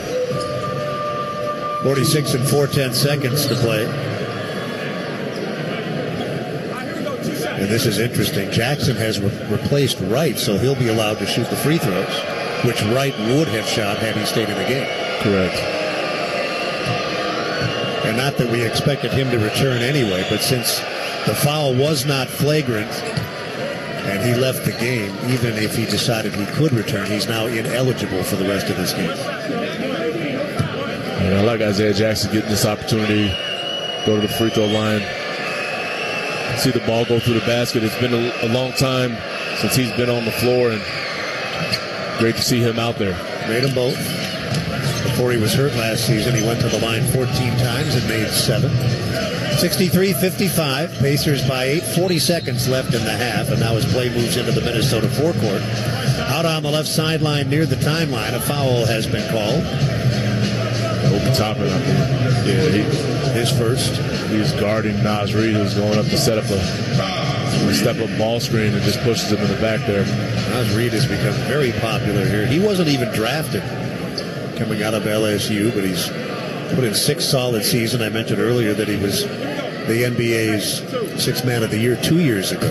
And his style of play is very appealing. The fans love him here. I'm a big fan of his as well. It's somewhat perplexing sometimes when you see certain guys, you see a guy like that is not drafted. I'm not sure what his career was like at LSU, but, man, he has been productive since day one here with this team. Foul shot 1 and foul shot 2, both successful. He's in double figures with 10 points. Pacers by 6, 39 seconds left in the half. And Quentin Jackson brings it across the timeline. Clark is on him. Quentin Jackson sends it left edge. A catch and shoot 3. Peter missed it. Long rebound bouncing into the near corner. Peter saved it but couldn't control it. Dillingham has it for Minnesota. He had checked back in on the last dead ball. 20 seconds left in the half. There's less than a second separating game and shot clocks. Edwards has it, gives it up to Dillingham, right side, penetrates the arc, throws it into the lane, Toppin intercepts, 9 seconds to get to the other end. Terrific bounce pass and a dunk off the catch by Peter. Great interception there by Toppin, initiating the offensive transition. 65-57, Edwards got a 3 off, beat the clock, missed the shot, tipped in, it'll count. They'll review it by rule, but Gobert tipped it in. It appeared in time, although, Eddie, I didn't see the call on the floor, did you? Yeah, they're still talking about it, looks like, and the Pacers are lobbying for basket interference, saying that the ball was still in the cylinder. Another conference here by the officials. They're going to count the basket and then review it, it looks like. 65-57, and by the way, that dunk from Peter means that 8 more meals will be provided to people in need. For every slam the Pacers record this season, C&J Water is sending $20 to Wheeler Mission, providing food, shelter, and care to people experiencing homelessness. What did Zach say the call on the floor was? What, defensive goaltending? The ball went in the basket, didn't it? Maybe I misunderstood. Yeah, I'm not sure of this as well. They're going to review it anyway. Yeah, it's still under review here. So we got a replay here. Pending the review, it's 65. It is pretty close. Pending the review, it's 65-60. We'll sort it out when we come back. Pat Boylan has our halftime report from our Indianapolis studio upcoming through 2 in Minneapolis. It's the Indiana Pacers 65. The Minnesota Timberwolves 60. You're listening to Pacers basketball on the Elevance Health Radio Network. Better Water starts with a free water analysis from C&J Water, the official water treatment partner of the Indiana Pacers and Indiana Fever. From hard water solutions to pure, great-tasting drinking water, C&J Water is committed to helping you enjoy better water in every glass, load of laundry, and shower. Schedule your free water analysis today at cnjwater.com and discover how much better your water can be. C&J Water, local, trusted, and now the choice of the Indiana Pacers and Fever. Discover a career with Upward Mobility. The Lift Academy flight training program provides an accelerated path to a rewarding career in commercial aviation. Through the Republic Airways Career Pathway program, you'll have a defined pathway to Republic Airways. Learn firsthand from experienced instructors, have state-of-the-art training technology at your fingertips, and graduate in around 18 months. Visit flywithlift.com today. Get up here. At Kroger, you never compromise. You get high quality and low prices. Like you never compromise your meal with our spring salad mix, guaranteed fresh. And you never compromise your budget with low prices in every aisle. And you never compromise your appetite with our golden brown bread that's baked fresh in store. And you never compromise your wallet with our low prices. Kroger shoppers never compromise. Kroger. Fresh for everyone. At KeyBank, we know a small moment like, whoa, my kid's got a serious backhand, can lead to an even bigger question like, tennis campus how much? And that's the type of moment where we'll meet you to help you build a savings plan for expenses big and small so your money can make money. Mike, how's that sound? Sounds like match point. Sounds like love. We could serve up tennis puns all day.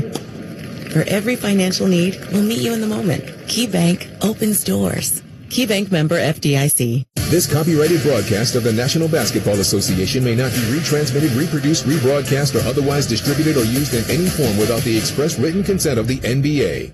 We're back in Minneapolis. It's not halftime. The call on the floor, challenged, overturned. So the Gobert tip / goaltending doesn't count. The Pacers then have 0.3 of a second to get the ball in. They do.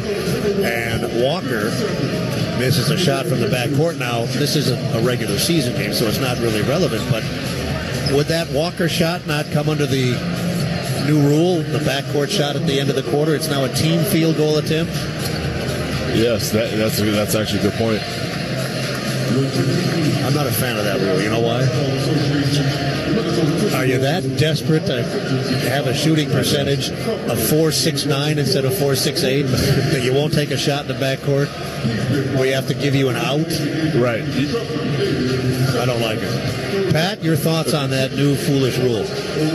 I thought you were pro the rule. Did I misunderstand? Well, I was pro the rule back in the day, but as I get older and wiser and think more about things, I've decided now that I'm against it. My question is, does it have to be essentially a Hail Mary? What if a guy shoots a 10-foot shot? No, there's a line where the cutoff is. Is it the timeline? I believe it's just past half court. I think it's the top of the circle, maybe. Yeah. See, that's okay. That's but up then here's my exception to the rule. If the guy makes the shot, then that should be a team basket, not an individual basket. Yeah, it's a little bit no, it's convoluted. I'm obviously tongue in cheek on that. No, I get it. We got to put in a rule so your feelings aren't hurt if you don't. No, stop it. You're a grown man. Take the shot from behind the timeline and let's move on. Pat, tell them how you really feel. Back me on this. From a purist perspective, I agree with you, but the way the game has turned, I am pro this rule, which, by the way, the heave begins at the top of the circle closest to the basket you're shooting. So it's a couple steps past half court. Anything beyond that, 36 feet and in, is a regular shot attempt. So maybe you'll see guys take a step back to shoot. Well, you didn't see that Walker shot, but I'm pretty sure that would qualify because he was in the backcourt, wasn't he? Yeah, he was. All right, Pat, take it away. We are at halftime out in Minneapolis. It's preseason game number 1, and the Pacers have played well here so far. They're shooting 52% from the field, 41% from the three-point line. They've hit 14 of their 16 free throws. Indiana leads it 65-57. The Pacers led by as many as 16 in the first half. Their lead at halftime is 8. Let's take a listen to the first half highlights. Minnesota with the ball and an early 1-point lead. Left edge Reed, driving right hand, got into the lane. Ball knocked away and stolen. Siakam up the floor. Mathurin cruising in. He's fouled as he lays it in. Conley got him, and as he tumbled to the floor, he threw it off the glass and home. He'll go to the line. Looking for a three-point play. Right sideline, working the bounce Edwards. High screen Gobert. They work the pick and roll, and Gobert dances into the lane but misses badly with the left hand, and Bradley picks the rebound up off the floor. The Pacers in a hurry to get to the forecourt. It results in an open three from the far corner for Nesmith. Center of the floor, Nesmith. Indiana attacking in blue from the wing. Nembhard relays it to the top. Now Nesmith from the left sideline buries a three. Step back over Reed and gets it to go.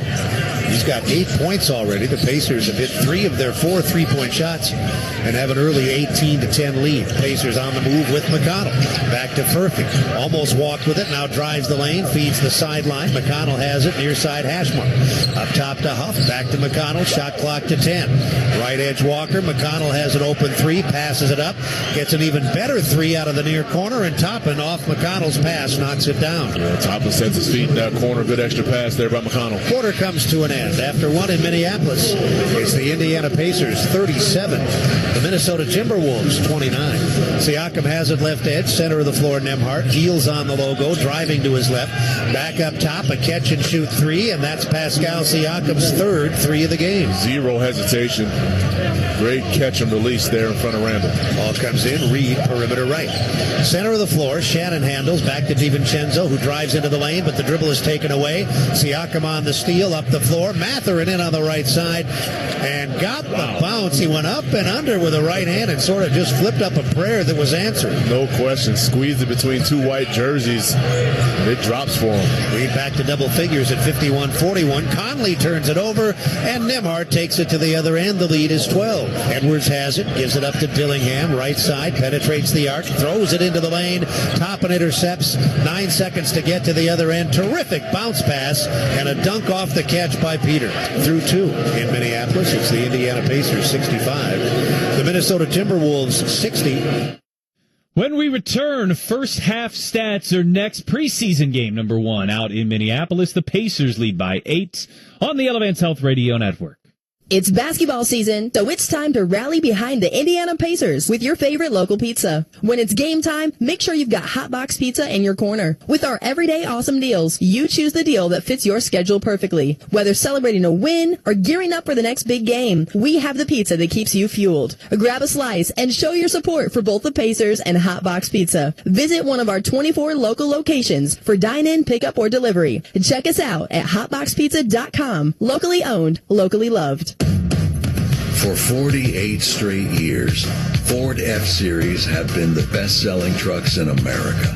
We got here by engineering breakthrough technology, redefining Built Ford Tough, and never settling for second best. But what's really made Ford F-Series the #1 selling trucks in America is you. Ford F-Series, Built Ford Tough. Based on 1977 to 2024 calendar year total sales. Experience the Midwest's newest fine dining destination, Commission Row. Our menu includes the best locally sourced steaks, chops, seafood, and raw bar offerings. Created by Pacers Sports and Entertainment in partnership with Cunningham Restaurant Group. Commission Row is located right next to Gambridge Fieldhouse. Whether for dinner on the main level or drinks and Mel's, our speakeasy bar. Make Commission Row a part of your next game night. Learn more or make a reservation at CommissionRow.com. Hey fans, this is Rick Carlisle, head coach of the Indiana Pacers. Penn Station East Coast subs prepare the fresh ingredients just for you. Your entire meal from Penn Station features the quality, freshness, and perfectly seasoned flavors that you crave. All season long, when the Pacers win, bring a friend. Just text BOGO to 727-722 by 10 a.m. the morning after any Pacers win this season, and you'll receive a buy one, get one free coupon to use in-store the next day. Visit Pacers.com/Penn Station for full details. It's all about good taste. Halftime out in Minneapolis. It's the preseason opener. Welcome back to Pacers basketball. I'm Pat Boylan, and here are your first half stats. Now, the Pacers went a lot deeper into their rotation than the Timberwolves did. In fact, Rick Carlisle deployed 14 of his players, just 9 players playing for the Timberwolves. Starters played more minutes, yet the Pacers have a 65-57 lead at halftime. Rudy Gobert had an offensive basket interference to close out the quarter. That bucket was wiped off to give Indiana the 8-point lead. Anthony Edwards, 17 first-half points, although 6 of 15 from the floor, so 17 points on 15 shots. Julius Randle had 14. 10 for Naz Reid, 5 for Rudy Gobert. Mike Conley, 2 points, 14 minutes. Off of the Minnesota bench, Shannon with 6-3 for DiVincenzo. Dillingham did not score, and Clark did not score. The Timberwolves shooting 47% from the field, 36% from three, 75% from the foul line. As for Indiana, leading scorer Pascal Siakam, 14 points, 14 minutes. Aaron Nesmith had 12. Benedict Mathurin with 8. Andrew Nembhard had 8. Isaiah Jackson played just 9 first-half minutes, picked up 3 fouls in that time, scored just 2 points. Off of the Indiana bench, T.J. McConnell, 7 points, 3 assists. However, a hamstring injury has him out for the rest of the night. Other bench players include Jay Huff, 4 points for Huff in his first 10 minutes in a Pacers uniform. Toppin 3, Walker 2. 2 for DeLon Wright, who also exited. Now, he will not return. He's not allowed to because he couldn't shoot his ensuing free throws, but looked to be in a fair amount of pain as he worked his way off the floor, and we'll have an injury update on Wright for you once we receive one. Quentin Jackson didn't score. Tony Bradley didn't score. The Pacers, though, shooting it well. 52% from the field, 41% from three, 14 of 16 from the foul line. That is 88%. The Pacers are +7 on the glass. Both teams have turned it over more than their coaches would like, but that doesn't tell the whole story. The Pacers 13 turnovers, the Timberwolves 14. However, Indiana +10 in points off of the turnover. They turned those 14 Timberwolves turnovers into 17 points, and the Pacers have kept their turnovers from being problematic. Just 7 of their own have been turned into points. And the Pacers lead at halftime, 65-57. This is the Elevance Health Radio Network. He waited a lifetime for this moment. Now it's time to celebrate. The official collection. The Oklahoma City Thunder NBA champions.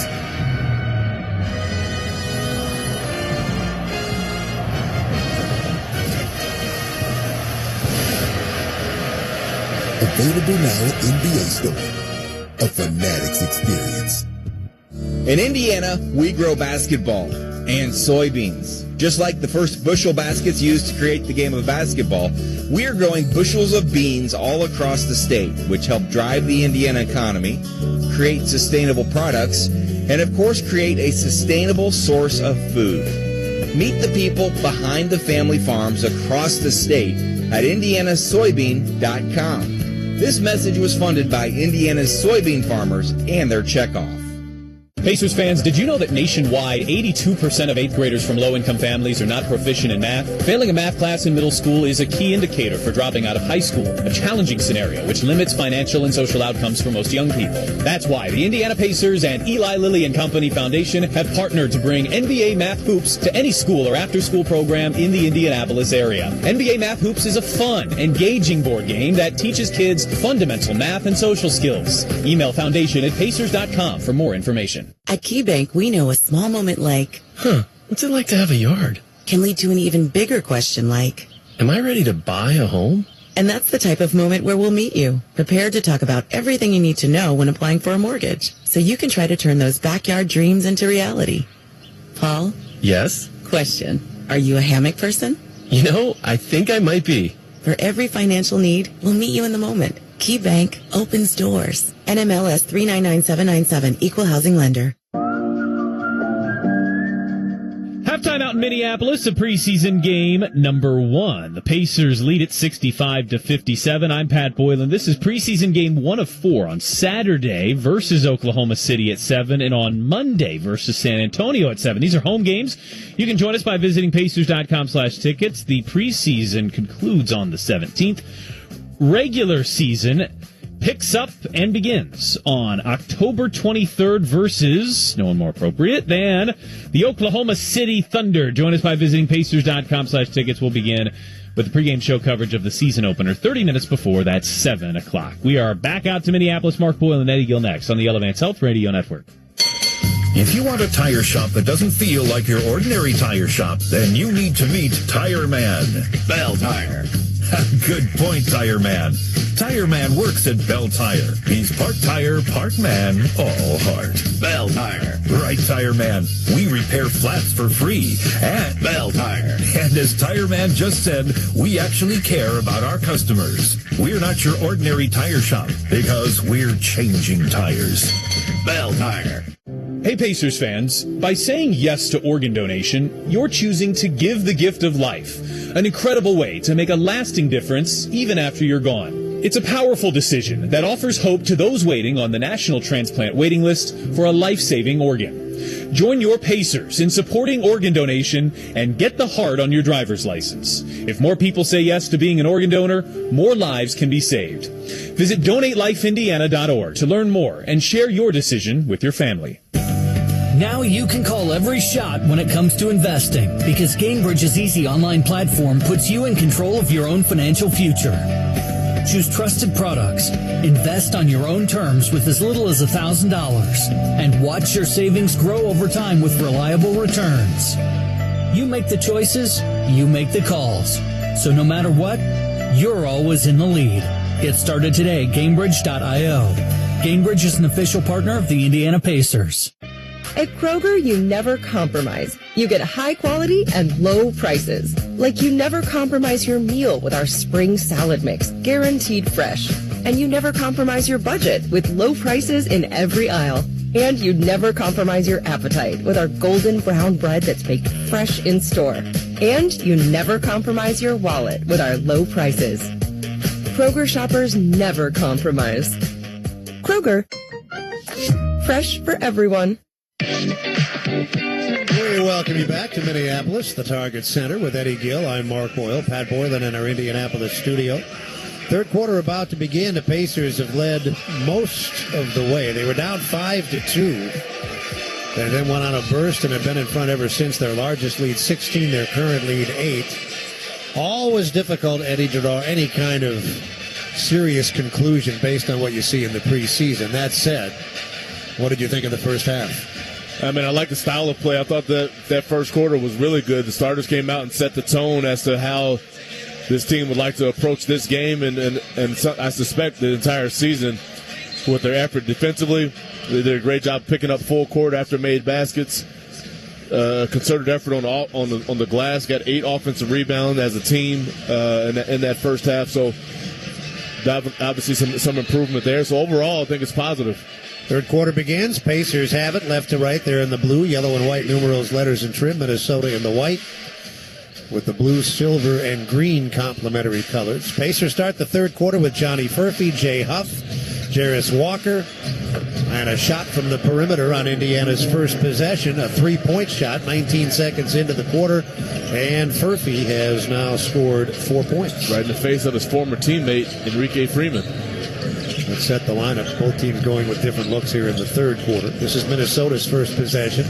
They're down 68-57. They've got a whole new cast of characters on the floor. And their first possession results in contact and a foul down the right side of the lane. It's offensive. Minnesota has now turned the ball over 14 times. That offensive foul will give the ball back to the Pacers. It's Dillingham's third foul. They have Rob Dillingham, as Eddie mentioned, the one-time Pacer, Enrique Freeman.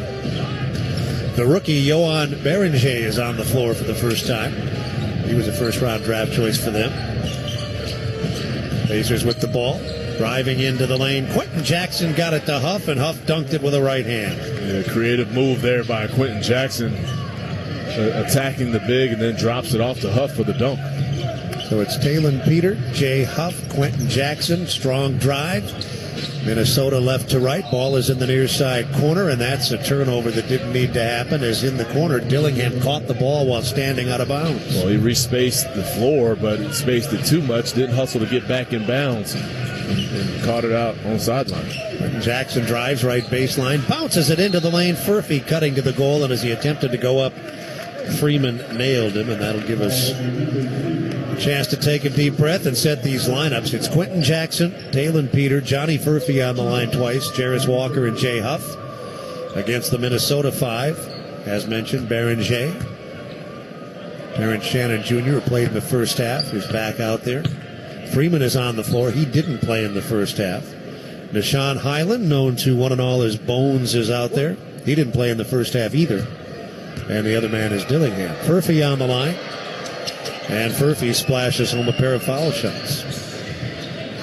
He has scored 5 quick points here in the third quarter, and it's 72-67. Dillingham has it. Minnesota with the ball. They've trailed by as many as 16. They're down by 15.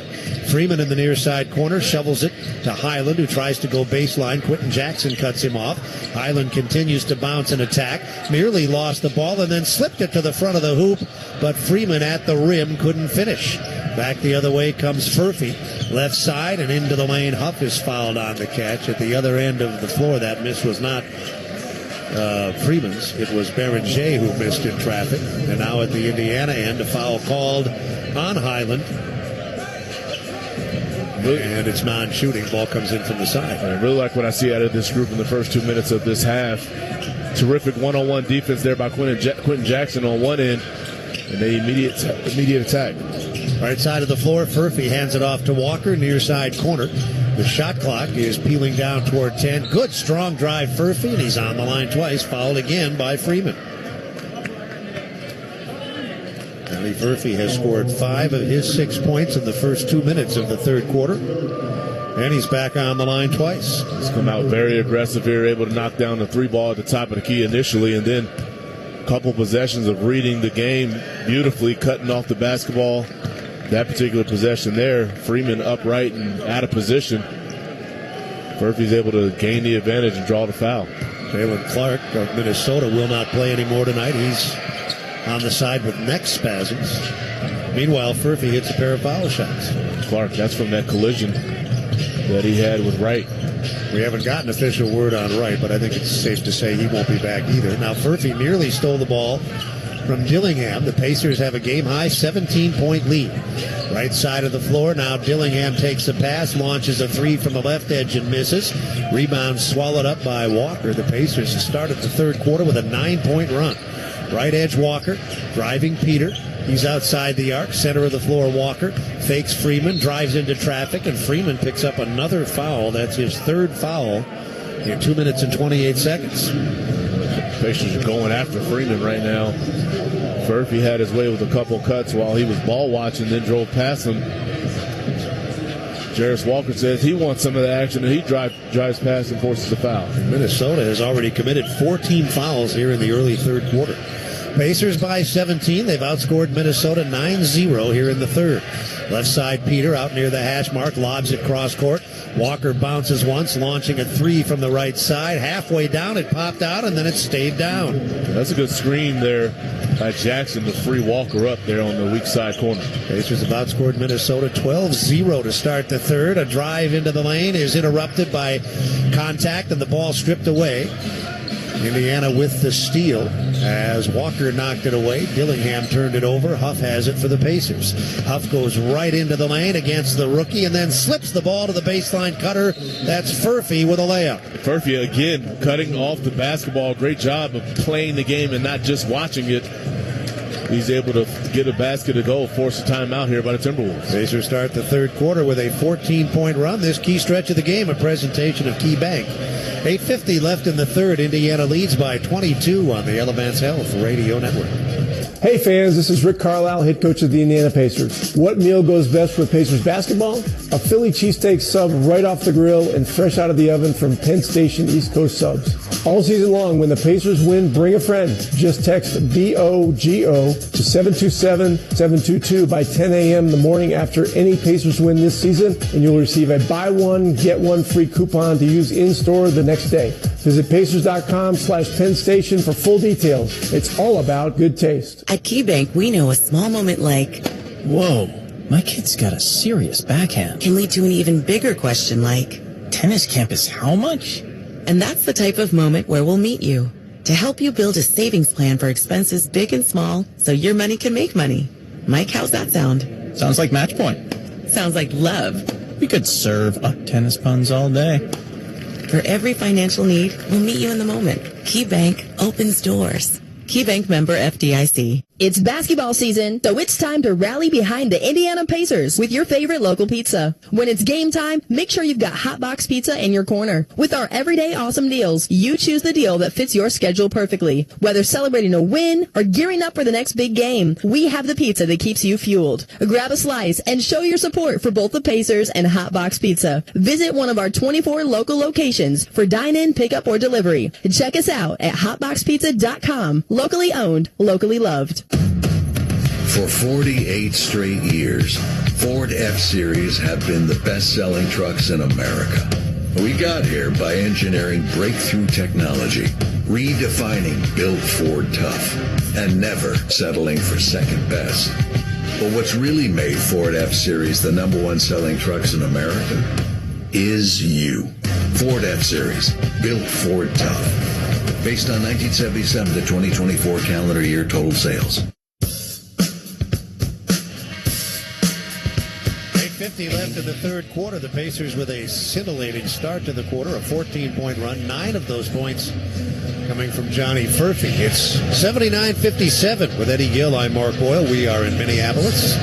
Let's go to Indianapolis and Pat Boylan. Really, the only thing that hasn't been a bright spot has been a couple of injuries, which you, of course, don't like to see. McConnell out the rest of the night with injury to the hamstring, and we knew that DeLon Wright wouldn't be returning because he couldn't shoot the free throws. Head injury is the official diagnosis. He, of course, will not return. He was a late addition. The Pacers initially aimed to bring Monte Morrison, who suffered an injury, and the Pacers, who are thin at that point guard position, 2 point guards out here tonight. Minnesota with it out of the timeout. They roll right to left. Teams continue to play with the same 5 that were on the floor at the timeout. And an off-balance lean-in 3 from the right side from Highland ends the Pacers' 14-point run. It's 79-60. Quentin Jackson has it, marching to the right wing, whips it back to the top. Peter has it down the left side, runs into traffic, looks for help, and finds it with Quentin Jackson. He's on the right edge of the arc. He knifes into the lane through traffic and lays it off the glass. No idea. He's able to get that to go amongst the trees there in the lane. And now the Pacers have been given a delay of game warning. Each team now has been warned. So any subsequent violations result in technicals. 81-60. Indiana by 21. Highland across the timeline for Minnesota. Gives it up, left sideline, Dillingham. Dillingham off the high middle screen from Beringer. Drives down the right side, goes glass, banked it too hard. Got his own rebound, whipped it out to the left edge. Here's Shannon attacking, got to the front of the rim, and tried to power it home. He could not, as he was fouled when he got to the front of the rim. The foul on Huff is his third. He is explosive. I had a chance to see him a little bit while he was at Illinois. He can get off the floor. He tried Huff there. Drew the foul. This is his second season. He has spent a lot of time with their G League team, the Iowa Wolves. Left-hander, foul shot rolls off the front of the rim. He was a late first-round draft choice for Minnesota in the 24 draft. Hit a couple threes here in the second quarter. Shoots one more foul shot. Team down by 21 points, make it 20 as he connects on the second. Pacers 81, Minnesota 61. 7:48 left in the third. Quentin Jackson across the timeline. Ball knocked into the backcourt. He backtracks, picks it up, gives it to Huff. Huff will come down the right side of the lane, but his bounce pass into traffic is stolen. Shannon the other way, got it to Dillingham, back to Shannon, passed up an open three, gave it to Highland, who was so wide open he had time to bounce it and shoot it. He missed it. Offensive rebound in front. Beringer missed a putback, and now Quentin Jackson nearly walked before getting it to Walker, whose contested shot in the lane off the glass over Dillingham and in. That's a tough shot there. Really forced that one to get the floater to go. Pacers by 22 points, 7:07 left in the third quarter. Here comes Shannon down the right side. He is stripped. The ball rolls out of bounds, and it will belong to Minnesota with 11 on the shot clock. Boy, he is very aggressive. Yeah, that first step is explosive, and he's looking to take off if he gets anywhere near the basket. 11 to shoot, 7:01 left in the third. The ball is in. On top, it's Shannon. Walker on him. Dillingham takes it, drives the lane, flips a left hand off the glass as he comes across the lane right to left. Nice work by Dillingham. It's his first scoring. 83 to 63. Here's Furphy just outside the foul line. Continues on down the right side. His shot may have been deflected. Got his own rebound and tried to get it to Peter. But the pass was tapped out of bounds by Shannon with the shot clock at 9. Ball will come in near side corner. And it'll be Furphy putting it in. Freeman will challenge the inbound pass. Furphy got it in. Right sideline to Quentin Jackson. Quentin Jackson retreats with the left-hand dribble. The shot clock at 5. Right sideline. Walker is all alone and hits a three. They just completely lose him. And that screen-to-screener action there on the right wing. Pacers have hit 10 of their 23-point shots. They lead 86 to 63. Minnesota will have a chance to cut into that at their end as the driving Dillingham is fouled. And that's Huff's fourth. 2 shots coming for Dillingham. Well, I would not expect that we would see any of the original starters in the second half. So that'll provide opportunity for others. Foul shot no good. One more coming into the lineup for Minnesota. Johnny Juzang. He was released by Utah in June after 3 years there and has signed on with the Timberwolves. This is his first work of the night, and he'll replace Freeman. Yeah, to your point in reference to the pregame, this is the time and opportunity for some young guys to either solidify their spot in this league and certainly in the rotation of their respective teams. Dillingham hits the second. The Pacer lead is 22. And with half of the third quarter to play, Huff has it on top. Lobbing it into the lane, tried to get it back to Furphy, but threw it away. On the turnover, Dillingham all the way down the right side. He nearly lost it, but got it back up top. Highland has it for Minnesota. Now Juzang handles for the first time. Under 6 to go in the third quarter. Minnesota down by 22 points. Way out on the right edge, trying to find an avenue to the goal. Juzang had the dribble poked away. Ball stolen by Peter. And on the break, a right-hand slam from Furphy. Jarris Walker really good with his hands on the perimeter. He's able to force the steal. Minnesota with an empty possession at the other end. Rebound Furphy off the missed shot. And here come the Pacers again. It's Quentin Jackson right down the middle, confronted by a crowd. He turns the ball over. Highland has it, and he's tripped as he crosses the timeline with 5:23 to go. That's Indiana's third team foul. And Minnesota will play it from the side, but first a timeout will be called with 5:23 left in the third quarter. And the foul on Quentin Jackson is his first. The Pacers are in front, 88-64 on the Elevance Health Radio Network. Pacers fans, did you know that nationwide, 82% of 8th graders from low-income families are not proficient in math? Failing a math class in middle school is a key indicator for dropping out of high school, a challenging scenario which limits financial and social outcomes for most young people. That's why the Indiana Pacers and Eli Lilly and Company Foundation have partnered to bring NBA Math Hoops to any school or after-school program in the Indianapolis area. NBA Math Hoops is a fun, engaging board game that teaches kids fundamental math and social skills. Email foundation@pacers.com for more information. In Indiana, we grow basketball and soybeans. Just like the first bushel baskets used to create the game of basketball, we are growing bushels of beans all across the state, which help drive the Indiana economy, create sustainable products, and of course create a sustainable source of food. Meet the people behind the family farms across the state at indianasoybean.com. This message was funded by Indiana's soybean farmers and their checkoff. At Kroger, you never compromise. You get high quality and low prices. Like you never compromise your meal with our spring salad mix, guaranteed fresh. And you never compromise your budget with low prices in every aisle. And you never compromise your appetite with our golden brown bread that's baked fresh in store. And you never compromise your wallet with our low prices. Kroger shoppers never compromise.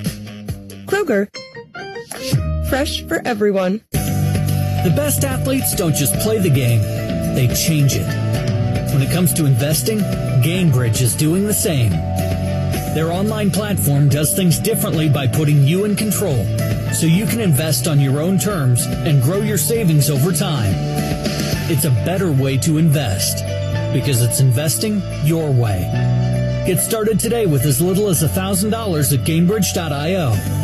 GameBridge is an official partner of the Indiana Pacers.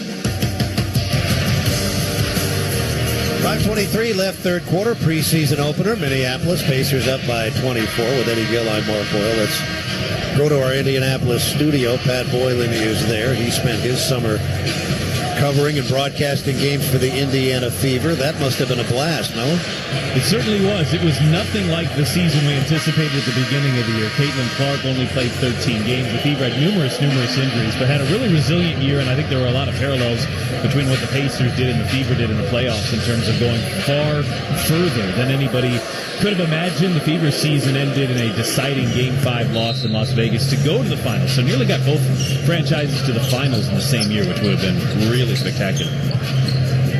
Pacers and Timberwolves resume play here in Minneapolis. Minnesota ball and a three off the catch from Juzang over on the right sideline is his first scoring, and the Pacer lead is 88-67. Pacers come back left to right in blue, Minnesota in white. Peter driving hard, right baseline, across the lane, right to left. Sends it outside. Quentin Jackson stumbles into traffic. He's knocked to the floor and fouled. And that puts Indiana on the line as Minnesota picks up their fifth team foul. It's good action out of the timeout there. Get something for Taylor Peter attacking the basket. And nice job of Quentin Jackson being able to re-space, find an opportunity to attack the closeout. Juzang's foul is his first. Pacers have led most of the way. They trailed 5-2, as it turns out. That's been Minnesota's biggest lead so far. But by the end of the quarter, they were up 8. We'll take 10 seconds. Network station identification. You're listening to Pacers basketball on the Elevance Health Radio Network. This is the exclusive radio home of the Indiana Pacers. WIBC HD2, W298BB, WIBC HD3, W22ACX, Indianapolis. One free throw, yes. Second free throw, no. The Pacers got the offensive rebound, but they turned the ball over as Furphy caught the ball standing on the left sideline. He runs out of space in that far corner. But prior to that, Jay Huff does a nice job of, with the back tap, keeping the ball alive, giving the Pacers another possession. 17 Indiana turnovers, 17 Minnesota turnovers. 4:45 left in the third quarter. James Weissman will get his first look on the next dead ball. Minnesota right to left. Highland has it, coming across the timeline against Quentin Jackson. Over near the left side hash mark. Feeds the ball to Juzang, who walks toward the center of the floor. Furphy on him. High middle screen will send the ball to the right side of the floor, right back into the lane. Beranger sends it into the far corner. This time the three from Juzang is off target. Quentin Jackson rebounds. The Pacers are running down the middle of the lane. Walker to the goal, and a foul was not called. Thought I heard a whistle, but no. Loose ball controlled by Minnesota. Here they come. Dillingham bluffs the three, drives in, left side, cross court, out of the far corner. They'll go to work with 4 minutes left in the third quarter. Shannon attacking, driving on Peter, feeds the near corner for a wide open three. Excellent work by Shannon, setting up Highland, who hits the three.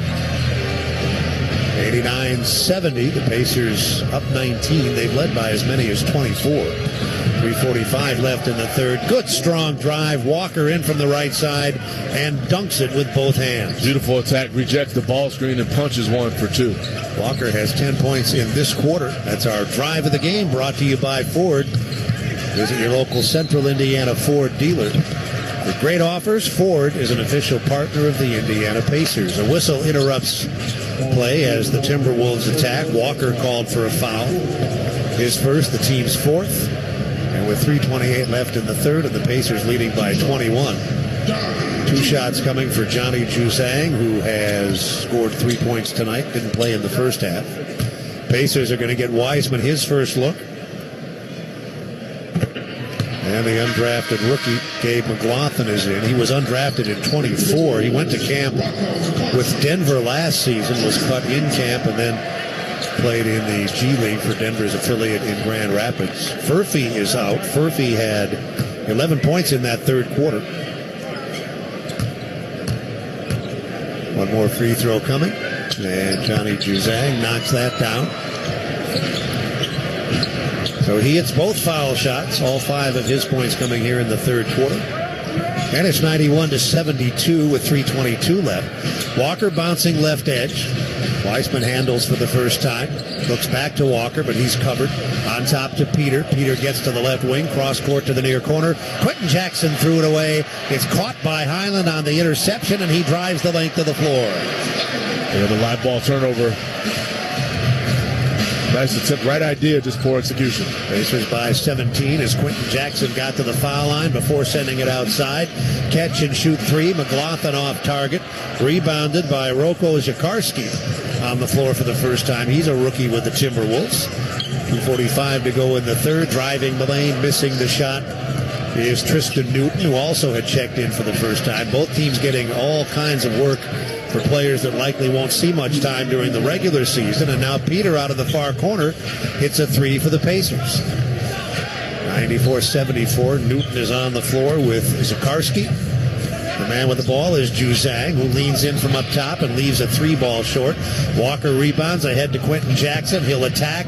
Tried to lob it into the lane and got it to Wiseman, who's fouled as he turns left of the goal and tries to finish. Yeah, forced the 2-on-1 break there. Is able to drop it off with a short lob pass to Wiseman. He does a good job of going to retrieve that basketball. Drawing the foul. Wiseman shoots too. He's a really interesting story. He was the second pick in the 20 draft. It didn't really work for him in Golden State. Then went on to Detroit and the Pacers. Played in just one game for the Pacers, but the year before when he was in Detroit, played in 63 games, had 7 double-doubles, so he was productive.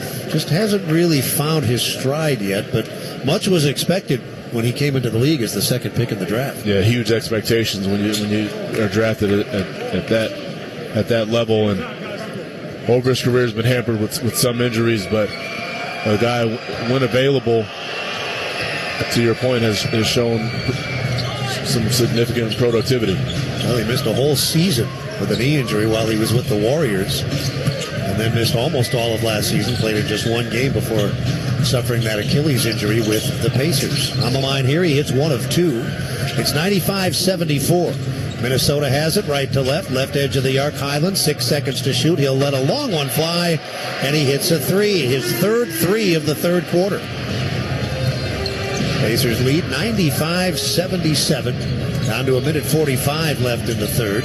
Ball on the left edge for a catch and shoot 3. Peter is short. Ball rebounded by Minnesota. Juzang up the floor to Highland. Highland works his way to the right edge of the arc. Attacking down the right side. He got to the goal but couldn't finish. Rebound though Minnesota. A 3 out of the far corner. Also off target. They failed to capitalize as Shannon missed. Back come the Pacers. Ray J. Dennis is in the game for the first time. He got it to McLaughlin, whose driving shot was blocked.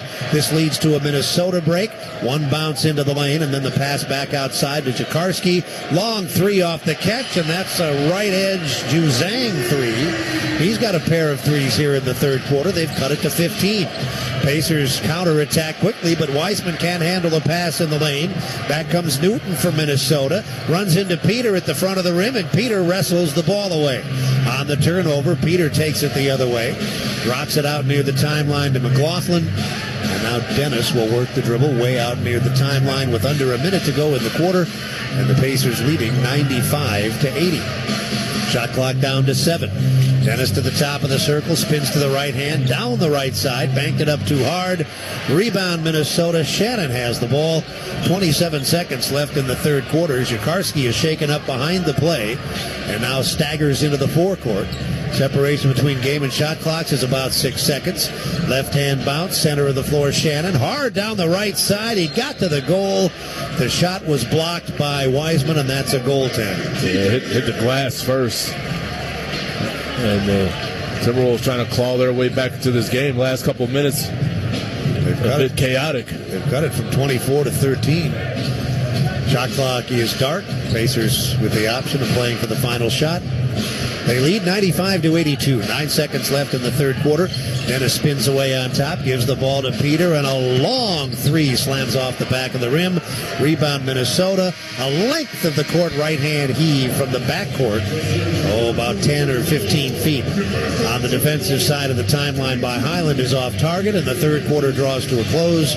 With the score, the Indiana Pacers 95, the Minnesota Timberwolves 82. You're listening to Pacers basketball on the Elevance Health Radio Network. Better Water starts with a free water analysis from C&J Water, the official water treatment partner of the Indiana Pacers and Indiana Fever. From hard water solutions to pure, great-tasting drinking water, C&J Water is committed to helping you enjoy better water in every glass, load of laundry, and shower. Schedule your free water analysis today at cnjwater.com and discover how much better your water can be. C&J Water, local, trusted, and now the choice of the Indiana Pacers and Fever. The NBA season is officially here, and we're going hard from start to finish. Every player is showing out. All 30 teams are locking in. To win it all in this league, fans and players need to give everything. All season long. The American Express NBA Tip-Off begins October 21st on ESPN, NBC, Peacock, and Prime. If you want a tire shop that doesn't feel like your ordinary tire shop, then you need to meet Tire Man. Bell Tire. Good point, Tire Man. Tire Man works at Bell Tire. He's part tire, part man, all heart. Bell Tire. Right, Tire Man. We repair flats for free at Bell Tire. And as Tire Man just said, we actually care about our customers. We're not your ordinary tire shop because we're changing tires. Bell Tire. Discover a career with Upward Mobility.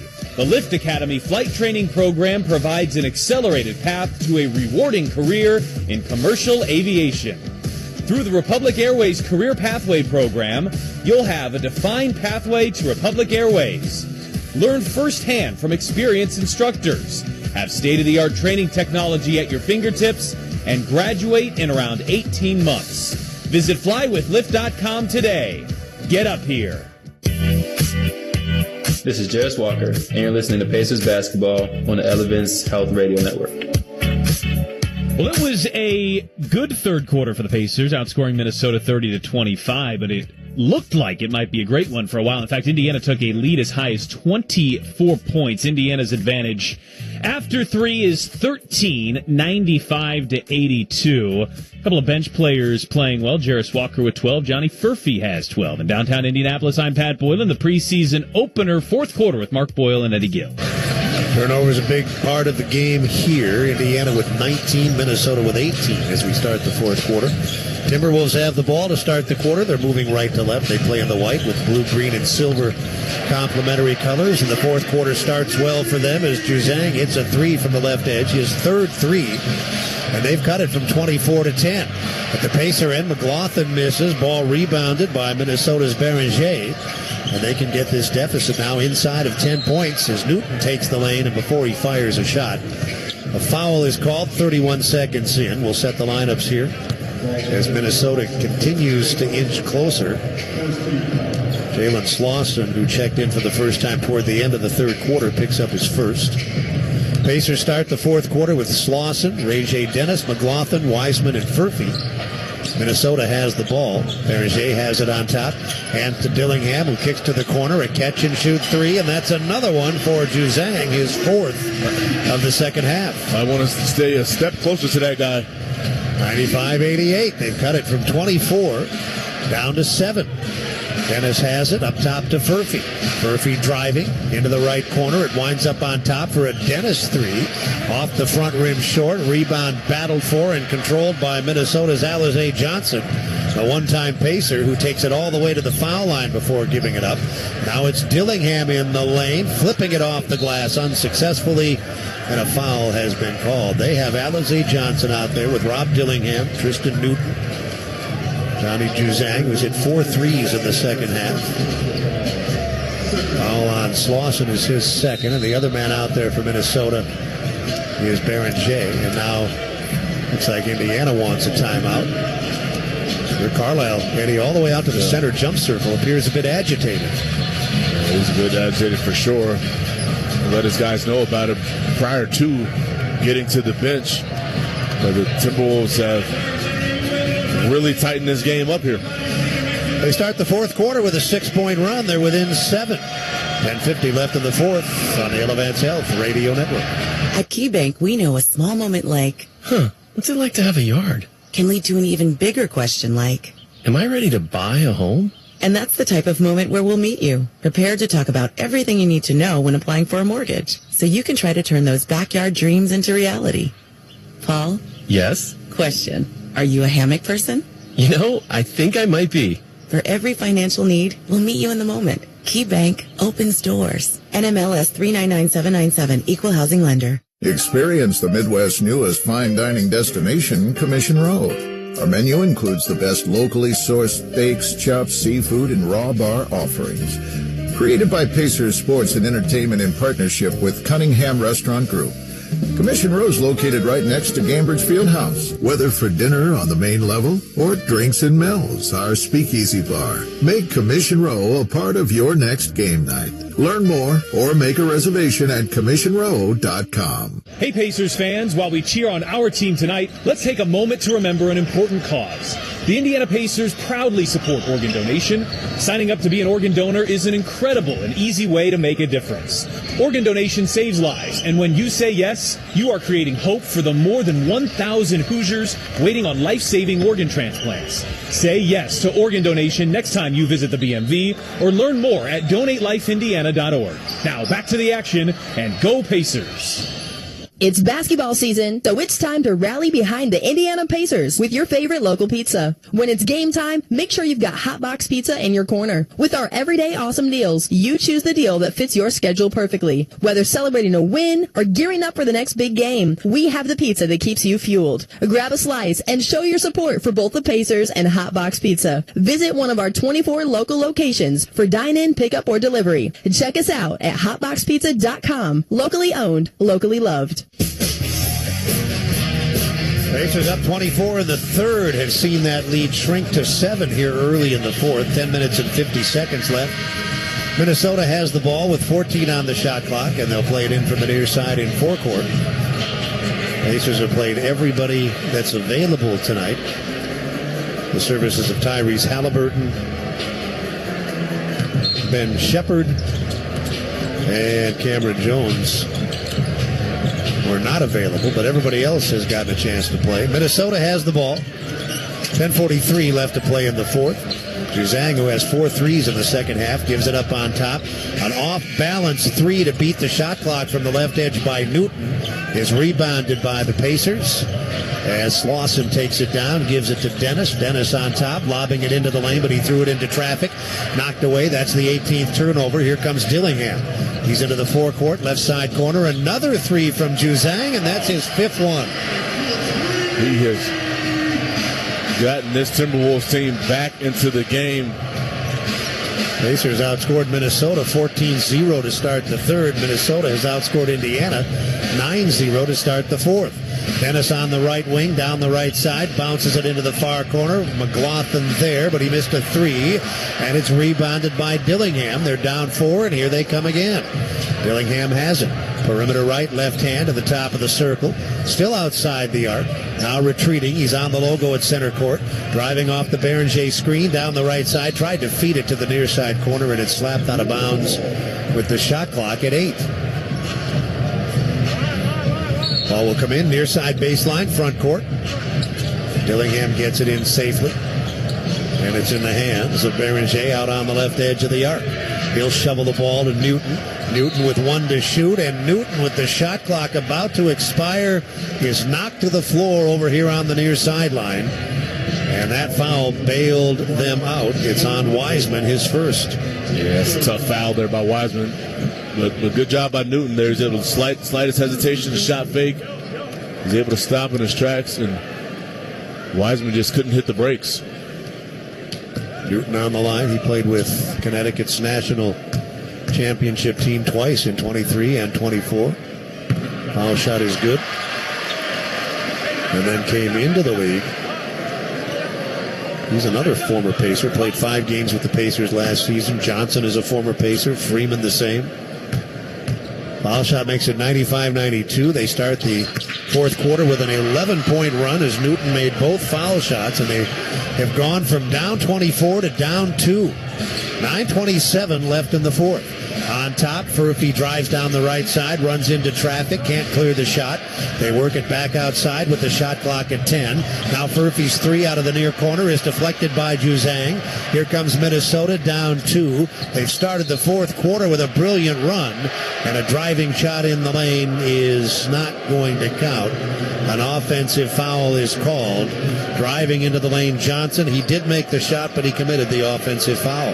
Yeah, he just extends that offhand there in transition. Nice job there by Slauson, taking the contact right to the chest and drawing the offensive foul.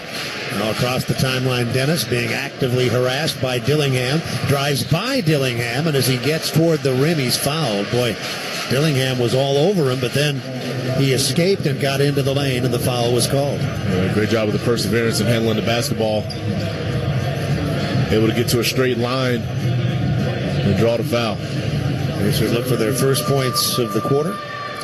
Ray J. Dennis, as a rookie, went to the line twice, made them both, and he makes his foul shot here. One more coming. That's the Pacers' first scoring of the fourth quarter. And it pushes the lead to 3 at 96-93. Second one, 97-93. Minnesota last led at 5-2, and they've trailed by as many as 24. They're down 4, 8:54 left in the fourth. Dillingham driving, left hand, feeds it up top. Juzang bounces once and lets it go. Another three, his fourth of the quarter, his sixth of the half. 97-96. Dennis, a right-hand floater left of the lane, no. Rebound on the floor. Wiseman drops down and grabs it. And did he call the timeout? I don't think he did. I think they tied him up with the jump ball, but that is a tough offensive rebound he's able to come up with there. So he'll jump with 8:31 to play. And the man that tied him up, Johan Beringer, will stand in for Minnesota. If the Pacers get the tip, they'll have 14 seconds to get a shot. Minnesota would have a full shot clock. It's a one-point game. And the tap out near the timeline, tracked down by Dennis. He's got it right sideline. Center of the floor to Slauson. Now left edge, facing the basket, Furphy. Sends it toward the high post. It's caught. And Wiseman hands it off on top for a long three from dead on. That's Ray J. Dennis. That's a big shot. The clock winding down there. Just 3 remaining as he receives that ball. 100-96 with 8:08 to play in the fourth. Minnesota the other way. A floating pass into the lane from Newton to the side of the rim. Caught and dunked by Johnson. I'm actually not sure that was a pass. I thought it might have been a shot. No, that was a pass. Well, either way, it was caught and dunked by Johnson. And now Furphy at the other end drives it to the foul line. He'll shoot from there and leave it short. Johnson rebounds. Minnesota down 2 with the ball. 7:44 left in the fourth. Way out right side, Newton drives it toward the wing. Left hand got him into the lane. His floater from the dotted half circle is rebounded by McLaughlin. Pacers clinging to that 2-point lead as Dennis moves it to the foul line. Into the lane, the lob and the dunk. He got it to Wiseman. Nice job there by Dennis. Cuts off the angle of the defender there. Beautiful lob pass. 102-98. 7:18 left. Pacers by 4. Foul line floater bangs off the front of the rim, and it's rebounded by the Pacers with 7:10 to go. A misfire will result in Indiana trying to push the lead to 6 off of the Dillingham miss. McLaughlin, right side, cross court, left corner, a bullet pass into the corner. That got Slauson an open 3. He couldn't hit it, and now as the rebound deflects to the perimeter, it was grabbed by Johnson. He tried to move it to the forecourt. The ball poked out of bounds, and Minnesota plays it in from the side. They'll dig a little bit deeper into their bench. Zion Pullen, second-year man from Florida, is on for the first time. And we'll set the lineups when we come back. A timeout with 6:57 left in the fourth quarter. Indiana leads at 102-98 on the Elevance Health Radio Network. For 48 straight years, Ford F-Series have been the best-selling trucks in America. We got here by engineering breakthrough technology, redefining Built Ford Tough, and never settling for second best. But what's really made Ford F-Series the number one selling trucks in America is you. Ford F-Series, Built Ford Tough. Based on 1977 to 2024 calendar year total sales. At Kroger, you never compromise. You get high quality and low prices. Like you never compromise your meal with our spring salad mix, guaranteed fresh. And you never compromise your budget with low prices in every aisle. And you never compromise your appetite with our golden brown bread that's baked fresh in store. And you never compromise your wallet with our low prices. Kroger shoppers never compromise. Kroger, fresh for everyone. If you want a tire shop that doesn't feel like your ordinary tire shop, then you need to meet Tire Man. Bell Tire. Good point, Tire Man. Tire Man works at Bell Tire. He's part tire, part man, all heart. Bell Tire. Right, Tire Man. We repair flats for free at Bell Tire. And as Tire Man just said, we actually care about our customers. We're not your ordinary tire shop because we're changing tires. Bell Tire. Now you can call every shot when it comes to investing because Gainbridge's easy online platform puts you in control of your own financial future. Choose trusted products, invest on your own terms with as little as $1,000, and watch your savings grow over time with reliable returns. You make the choices, you make the calls. So no matter what, you're always in the lead. Get started today at Gainbridge.io. Gainbridge is an official partner of the Indiana Pacers. In Minneapolis, the Minnesota Timberwolves last led at 5-2. They fell behind by 24. They cut it to 1. And now the Pacers have pushed it back to 4. 102-98, 6:57 to play. With Eddie Gill, I'm Mark Boyle at Target Center. Let's go to Pat Boylan in Indianapolis. So look at that even a little bit more closely. 2 massive runs here in the second half. The Pacers opened up the third quarter on a 23-7 run to take that 24-point lead. Later on, bridging the third and into the fourth quarter, a 19-0 response for the Timberwolves. They hold the Pacers 6-18 without a made field goal. Now Indiana has responded with 5 of the last 7 points to extend the lead back up to 4. Minnesota has the ball right to left in white. Indiana in blue. Cross-court pass intercepted by McLaughlin. Back the other way, Slauson down the right side. Laid it up too hard. Rebound right in front. Put back Wiseman. James Wiseman doing a nice job of battling there in the paint for rebounds. Huge putback there. 6-point lead, 6:38 to play. Pacers have had a good night on the board. They've out-rebounded Minnesota by 9.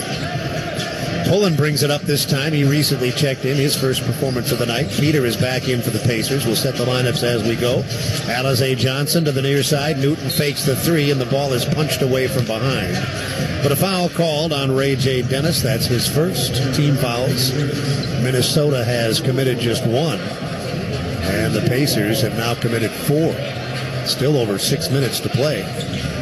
14 to shoot. Ball is in. Minnesota operating at a 6-point disadvantage. Newton is fouled again. A second consecutive foul on Dennis. And that'll push Minnesota to the foul line. And they'll be able to use that penalty for the final 6 minutes and 18 seconds. Yeah, put points on the board with the clock stopped there.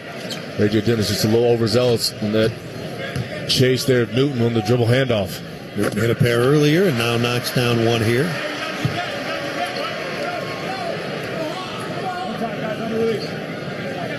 104-99. Newton is ready.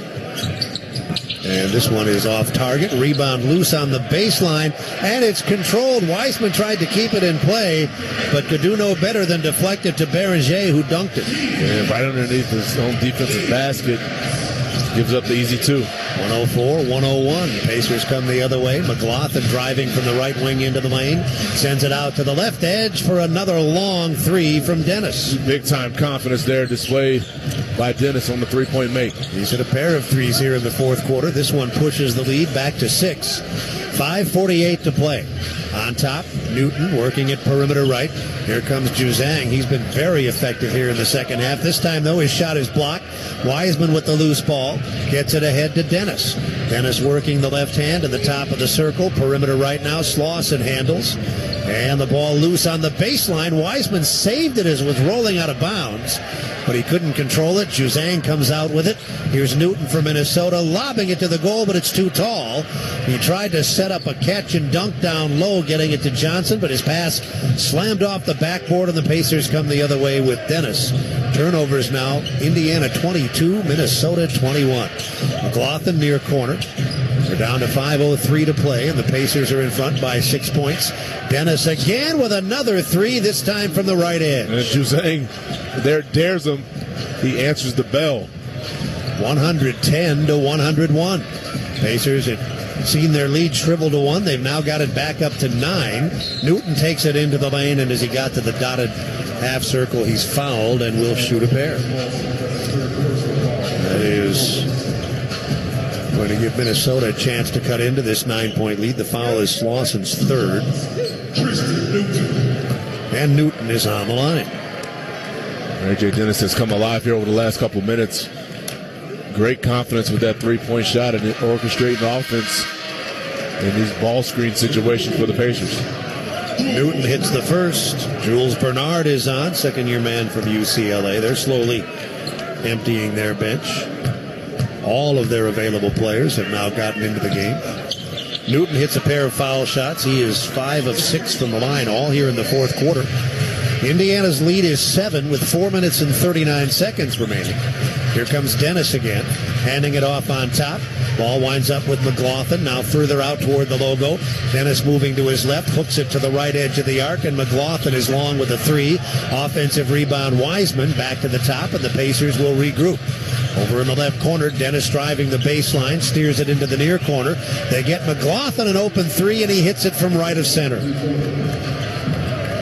Pacers have made good use of the three. They're shooting 46% from outside the arc, and they lead 113-103 as we move down toward the 4-minute mark. On top, a good, clean look for Pullen, but his three is short.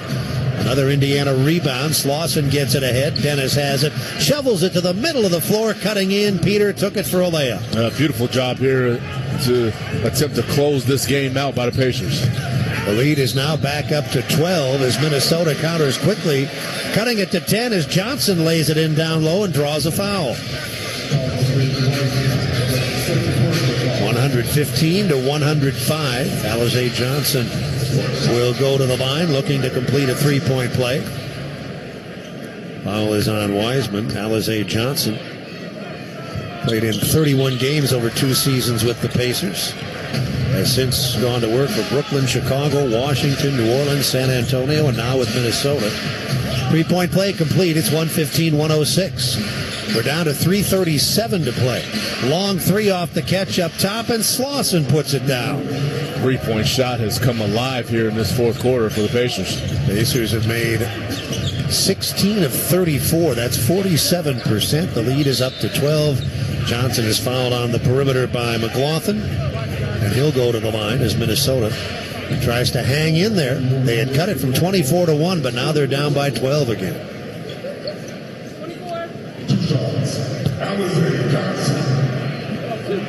Pacers will play at home on Saturday against Oklahoma City, and then games with San Antonio next week, Monday in Indianapolis, and next Friday, or 1 week from this Friday, in Texas. Johnson is on the line. 118-107. First one good, second one also. All 7 of his points have come here in the fourth quarter. And with 3:17 to go, the Pacers try to build on the 10-point lead. On top, working the bounce, Slauson into the corner. And McLaughlin shovels it back to Dennis. Bounce pass left edge. Wiseman gave it back to Dennis, who hit another 3 from the left edge. Yeah, that's a beautiful read. Alize Johnson looks like he's going to go under the ball screen, and Dennis just stops and lets it go. He's hit 4 threes here in the fourth quarter. The lead back up to 13. At the other end, Minnesota counters with a catch-and-shoot 3 from Newton. 121-111, 2:44 to play. Dennis brings it up again. He's had a big fourth quarter. Coming off the high middle screen from Wiseman, down the left side, bouncing to the near corner. They work it back outside. Slauson is there, but he put up an air ball from three-point range.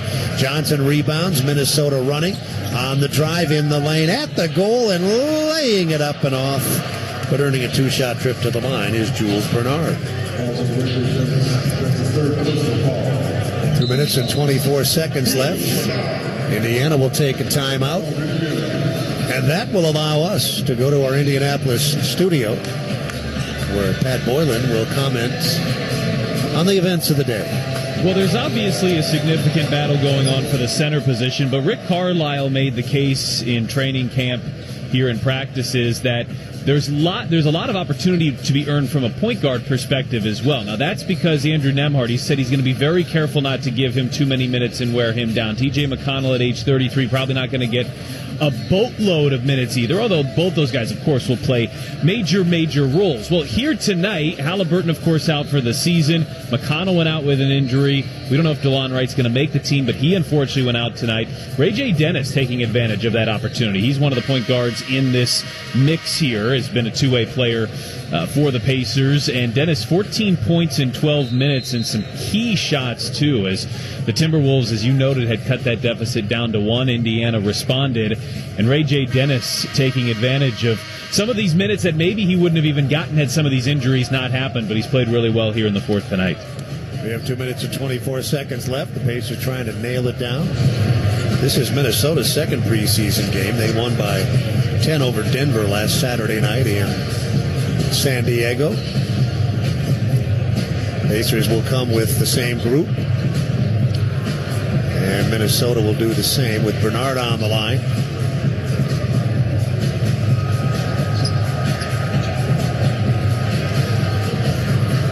Pacers and Timberwolves play twice during the regular season. Minnesota had swept the 2-game season set 3 years in a row before the Pacers returned the favor last season. I don't keep real close track of this. Bernard on the line, but we'll be here back toward the end of this month.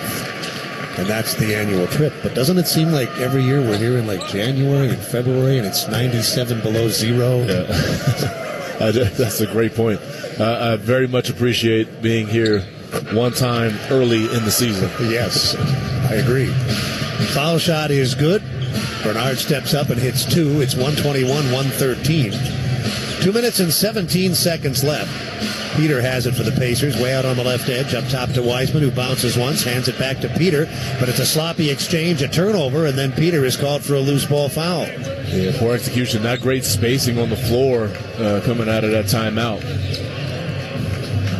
And the one thing you don't want to do from the Pacer perspective, with an 8-point lead, 2:09 to go, you don't want to provide them with opportunities to score while the clock is stopped. But that's what they have here. And the turnovers have been an issue throughout the game for both teams. The combination of putting points on the board with the clock stopped and turning the ball over is bad for the Pacers. Here's Jay on the line. In his bio, it says he was a soccer player and quit playing when he outgrew his cleats. If they found basketball shoes in a larger size, they couldn't find cleats? How about that? I'm not following that, really. Yeah, neither am I. It's not making a whole lot of sense. He steps up and makes it 121-115, making a pair of foul shots. Dennis counters, driving the lane, setting up Peter left edge. Peter hits a 3. Dennis continues to impress. Yeah, he's putting on a show in those ball screen situations. Assuming the Pacers hang on to win, we will visit with Ray J. Dennis following the game. 124-115, a minute 45 to go, and there's a 3 from the left edge from Jules Bernard. 124 to 118. The two teams have combined for 34 three-point field goals. Dennis has it, working up top, picks up the dribble, goes to the right sideline. We're down to 92 seconds to play. Back to Dennis on the edge of the arc up top. They swing it to the left side of the floor with 7 seconds to shoot. Peter to McLaughlin, back to Peter, 4 seconds to shoot. Peter drives, pulls up. He's in trouble at the edge of the arc, and he lost the ball on the steal, heading for the other end and missing the layup as he was fouled was Pullen. He'll be on the line twice. There's that combination again. There's a turnover there by the Pacers, and now the Timberwolves once again have an opportunity to put 2 more on the board with the clock stop. There's still time, 75 seconds left. These foul shots, if successful, would cut it to 4. Minnesota's largest lead, 5-2. That was also their last advantage. The Pacers went on a run, and were up by 8 at the quarter, and have led by as many as 24. It's now a 5-point game. First foul shot is good from Pullen. He'll shoot another one, but first a timeout. With 1 minute and 15 seconds remaining, and the Pacers leading 124 to 115. As we said earlier in this broadcast, it's often difficult to assess the level of play in the preseason for a variety of reasons, Eddie, not the least of which is you see a lot of playing time given to guys who probably wouldn't play if these were meaningful games. All of that taken into account, what are you seeing so far? Well, I mean, with that, there's a number of guys that we've seen through the history of the game in these moments. That's where they earn additional opportunity. So, you know, a guy like Ray J. Dennis, for example, you referenced his ability to kind of stay ready for this moment right now. He's taking full advantage of it here in this fourth quarter. But overall, again, to start the game, I thought that starting unit really did a great job of setting the tone on both ends of the floor. And right now, this unit on the floor, they're trying to work to close it out. A minute, 15 seconds remaining. One more free throw for Pullen of Minnesota, and he could cut it to 4 if he nails it. Pacers continue to play with Peter, Slauson, McLaughlin. Dennis will remain in the game. And Wiseman. One more free throw for Pullen.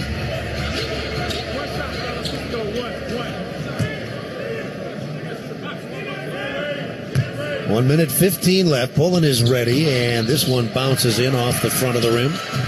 4-point game, and we're down to 74 seconds to play, and now on the inbound, a foul has been called. And it's on Bernard, his first. The next one will put Minnesota in the penalty, and the Pacers would be on the line.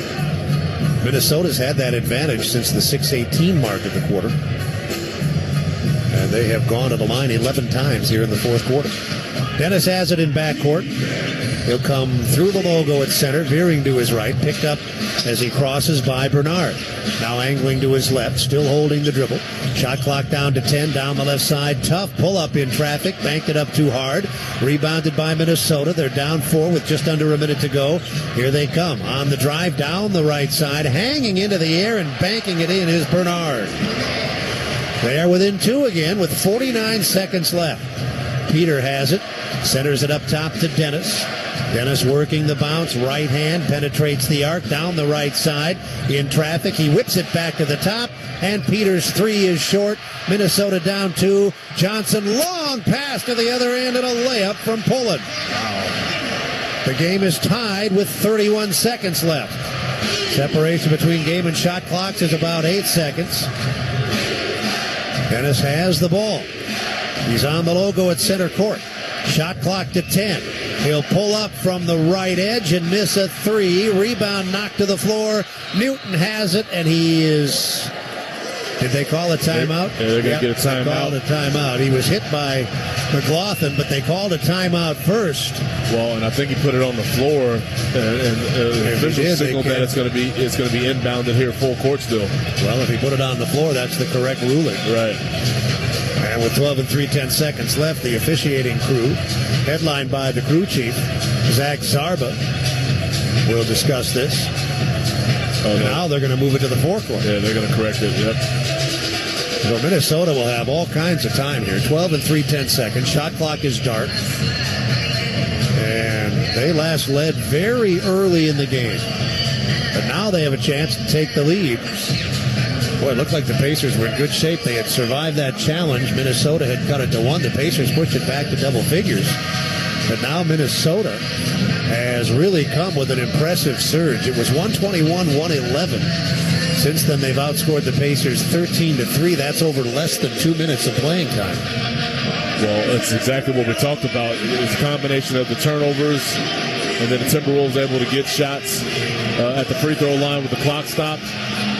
Poor offensive execution by the Pacers. Timberwolves getting runouts at the rim. And then I also think there was some mismanagement of the clock, of their shot clock a couple times these last few possessions. Thought the Pacers went a little bit too early in the clock and then weren't able to conjure any quality look. Poor defensive floor balance, and Timberwolves able to capitalize. It's a 16-3 run over the last 2 minutes and 34 seconds, and it's pulled Minnesota even. Now a chance to win the game.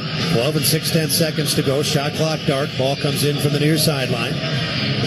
Pullen will play it in. Peter will challenge. Pullen got it in safely out near the timeline. Johnson has it. 10 seconds to go. Johnson in no hurry. Bouncing on the logo. Driving to his right on Slauson. Got to the right side. Pulled up. Missed badly. And the rebound to Peter. We will go to overtime. Boy, I can't imagine that's the play they wanted out of the huddle. Alize Johnson initiating offense at the top of the key. They run a little horn set. He comes off the ball screen and fires it off the square. Not even close. So we go to overtime. Tied at 124. And we'll go to Pat in Indianapolis. And for the third straight preseason, a game will go into overtime. You might think it's rare in the preseason, and perhaps it is, but not in recent Pacers years. The game and the result not always the bottom line. The top players usually, or in some cases, not playing at the end of games. That is the case here tonight. But for the third time in their last 9 preseason games, the Pacers are headed to overtime. And as you have been describing over the last few minutes, this game, maybe not in hand, but it looked comfortable for the Pacers. 1:56 to go. And a Taylor Peter 3 put Indiana up by 9. And from there, the final 9 points over the final 143 go the way of the Minnesota Timberwolves to send this game into overtime. Now, we have seen some of Minnesota's key players in street clothes. Certainly the starters for the Pacers are done. So this will be decided by likely third and maybe even in some cases fourth rotation guys that are fighting for G League spots, two-way spots. For the Pacers, it's been James Wiseman and then a bunch of those type of players. Ray J. Dennis, a really good start to the fourth quarter. He has 14 points in 14 minutes. Tristan Newton, who is a former Pacer, Alize Johnson, who's a former Pacer, you'll likely continue to see on the floor here as we go back to Minnesota and the overtime with Mark Boyle and Eddie Gill. Well, this is one of those situations where you're already playing guys that probably wouldn't get much time during the regular season. And now it's bonus time for those guys. They get 5 more minutes to impress. Yeah, I mean, there's no question about it. You want to take advantage of this because you don't know when you get this opportunity again, whether it's for your current respective team or certainly the other teams throughout the league getting a longer look at you, and you're able to put some more film together for whatever that opportunity may look like. But to Pat's point, that starting 5 of the Timberwolves, they all came out of the locker room in street clothes. So I'm pretty sure they won't be going to the scorer's table anytime soon. Jump ball to start the overtime. And Enrique Freeman is back in. He played in the third quarter, but has been out for a while. He'll jump to start the overtime with James Wiseman. Pacers in the blue, yellow and white numerals, letters in the trim. Minnesota in the white with the blue, green, and silver. Pacers win the tip. Ray J. Dennis has it, waiting for a Wiseman screen. Sends it to the left edge for a catch-and-shoot 3. Way off target. McLaughlin hit glass, not rim. Rebound kept alive. Dennis has it, firing and missing, but he's knocked to the floor as he tried a 3 by Freeman. So he'll be on the line 3 times with 4:41 to go. Minnesota closing regulation with a 16-3 run. The Pacers, though, will have a chance to take the first lead of overtime. Ray J. Dennis scored all 14 of his points in the fourth quarter, and now this is going to be reviewed. We'll take a look at the landing here. Ray J. Dennis, see if Enrique Freeman took away his landing spot. Zach Zarba is over at the replay screen in Secaucus. Pat Frere and Jenna Renault are the replay officials. Pat, did we ever come up with our final rankings? I think we were pretty clear that Zach Zarba was the best in terms of expediency with these replays, right? Oh, he's got to be number 1. The question is, where does everybody fall in behind him? You know what you need? A combination of Zach Zarba's expediency and Bill Kennedy's theatrics. I couldn't agree more. That would just be fantastic. After review, it's been determined that the defender committed a reckless closeout walking under the shooter with the possibility for injury. Therefore, this play has been upgraded to a flagrant foul. Penalty 1. It'll be 3 shots in the basketball. Well, that's an opportunity. You can hear the fans don't like it. I haven't seen a replay. I heard a wolf that didn't like it also. So you get 3 free throws, the first of which Dennis misses, and then you'll get the ball, too.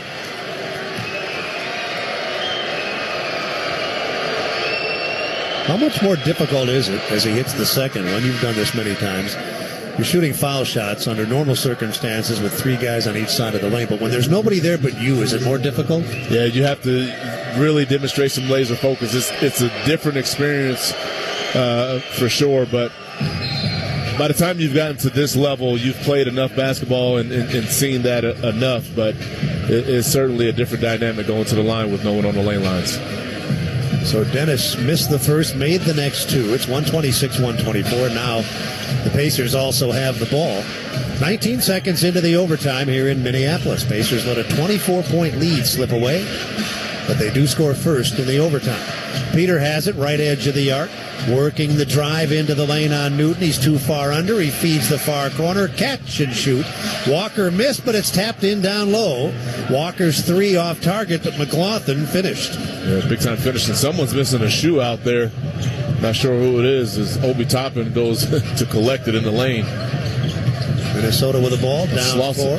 Alizé Johnson in the lane with a right-hand floater. Slauson was there trying to defend, but he's working with one shoe right now, and it doesn't look like he's going to get a whole lot of help to get it. 3:58 to go. Tyrese Halliburton flips in his shoe, and he's putting it on now over here on the near sideline. He's determined to get him assist out there. On top, Peter has it. Left sideline on the catch. Dennis with a determined drive into the lane, but he cannot finish. Rebound, Johnson. Minnesota down 2, 3:38 left in the overtime. Johnson took it the length of the floor and earned a 2-shot trip to the line. We saw this guy when he played for the Pacers and then subsequently with several other teams. In fact, his best rebounding game ever came against the Pacers. It was only 2020. He had 20 points, 21 rebounds off of the bench when he was with Brooklyn. That's what he does, though. He's a spectacular rebounder for his size. Rebounding machine. I remember that game vividly. His ability to rebound is up there with the best of them. He's a quote-unquote undersized guy, but his nose for the ball and just being able to track the trajectory of ball flight is second to none. He led his conference in rebounding 3 times when he was at Missouri State. He misses both of these foul shots. The Pacers are in front, 128-126. Here's Dennis, a collision at the dotted half circle, and it's an offensive foul. He tried to get to the goal, but Newton had established position. This might be a good one to take a look at. Looks like Rick Carlisle is going to get the thumbs down on the review. Nice job by Tristan Newton, being able to set his feet there and draw the charge. 128-126, 3:29 left in overtime in the Pacers preseason opener in Minneapolis. Across the timeline, driving to his right, pulling, he gets to the wing and hands it off. From there, backing up Bernard, out near the center jump circle. Outside the arc with 9 to shoot, feeds it to the right edge, open look, far corner, and Freeman hits a 3. Last year with the Pacers, Enrique Freeman went 1 of 10 from three-point range. But he hits a three here, and Minnesota has their first lead of the overtime. 129-128, and their first lead since the early minutes of the game. Open three at the other end for Slauson, and the Pacers have the lead back. It's a good find by Walker. 131-129. Quick counter at the other end. Pullen gets to the goal and finishes right side with a right hand. 131 aside. 2:40 to play in overtime. Center of the floor, Dennis. Got it perimeter right to Walker. Walker left hand. Down the right side. Hops into the lane and tried to finish but put it off the back of the rim. Johnson with another rebound. 2:25 to play. Minnesota looks to go in front. In the lane, Newton. He can't clear the shot, and he bounces it outside to Bernard. Bernard on the attack down the left side. Off balance, and he flipped it off the glass. No clue how he's able to get that to go. He started losing his footing around the free throw line. Gets the layup to go. They lead 133-131. Their biggest lead was 3 points at 5-2. Dennis to the far corner. Another three on the way, and another perfect result for Slauson. Boy, the Pacers are really shooting it well from out there. 47%. They scored 60 points from three-point range, and they lead by one. That lead, though, will probably not last very long because Newton is going to go to the line twice, having driven into the lane and drawn contact. All three of the former Pacers have had an impact on this game here, especially in this second half. 1:45 left. 134, 133. The first foul shot hits the front of the rim, then goes to the back and falls away. The lead remains one. One more for Newton. Based on what we saw the Pacers do last season, especially in the latter part of the season, is there any surprise that they're in this type of game in this moment here? 134 aside. Newton made the second shot. Dennis brings it up for the Pacers. 98 seconds to play in overtime. Handoff Walker launching a dead-on three. It's off the front of the rim, and it's rebounded by Johnson. Johnson has it in backcourt. He will bring it to the forecourt. Across the timeline now, they'll go to work with Newton over on the left sideline. A minute 20 to go in the overtime. Newton to the top, catch and shoot three. It's off target short, taken by the left-handed Bernard. 72 seconds left. Indiana and Minnesota tied in overtime. Bounce pass down low. Walker working against Bernard, backing in from the left side, and he's fouled as he turns and shoots. Bernard picks up his second. That's good patience by Jarris Walker there in the post-up situation. Timberwolves bluffing as though they're going to bring the double team. He just looks it off, gets inside the paint there and able to draw the foul. Walker shooting two. First trip to the line tonight, 67% last season for the Pacers. And his foul shot here is harmless. He can still give the Pacers the lead, though, with the second one. Indiana's been good from the line tonight, 80%. One more Walker, and the Pacers have the lead back. 13 points for Walker. Indiana 135, Minnesota 134. 58 seconds left in the overtime. Across the timeline, Newton trying to escape Peter. He'll get it to the logo at center. From there, driving, right hand pulling, pulls up, 15 feet out, right side, negative. Rebound Walker. The Pacers have the ball in a 1-point lead. 41 seconds left in the overtime. Walker working left edge. He'll let a three go way off target. Rebound out of bounds, and it deflected off of Indiana. You got to get something better than that early in the clock. Floor space, you want to probably attack there instead of giving up a step in or taking a step in contested three-point shot. And now a timeout. No. Yep, the timeout has been called with 33 and 7/10 seconds. We'll have full shot clock here, so that leaves less than 10 seconds separating the game and the shot clock. Our performance of the game tonight, we could debate it. I am going to go with Ray J. Dennis. I like that call. He did a nice job. It looked like the Timberwolves, I mean, they clearly flipped it and looked like they were going to run away with it, and Ray J. Dennis made some big plays. Pat? 3 for 3. All right, Ray J. Dennis with an impressive performance. The challenge is now in play. Indiana challenging the call on the floor. The ball ruled out of bounds off of the Pacers. We're getting a look at the replay here at Target Center. Could you tell anything from that? Not from that angle. No. It went off of either McLaughlin of Indiana or Johnson of Minnesota. But from that angle, hard to tell. On the big screen, they just have a different angle for us here. Yeah, I can't tell. There's too many hands in there. Yeah. And if you can't tell, then likely the call will stand. Correct. Either way, we have 33 and 7/10 seconds to go. Kroger, by the way, proudly sponsors our performance of the game. Pacers holding a 1-point lead. We're deep into the overtime. And they're still mulling things over at the scorer's table.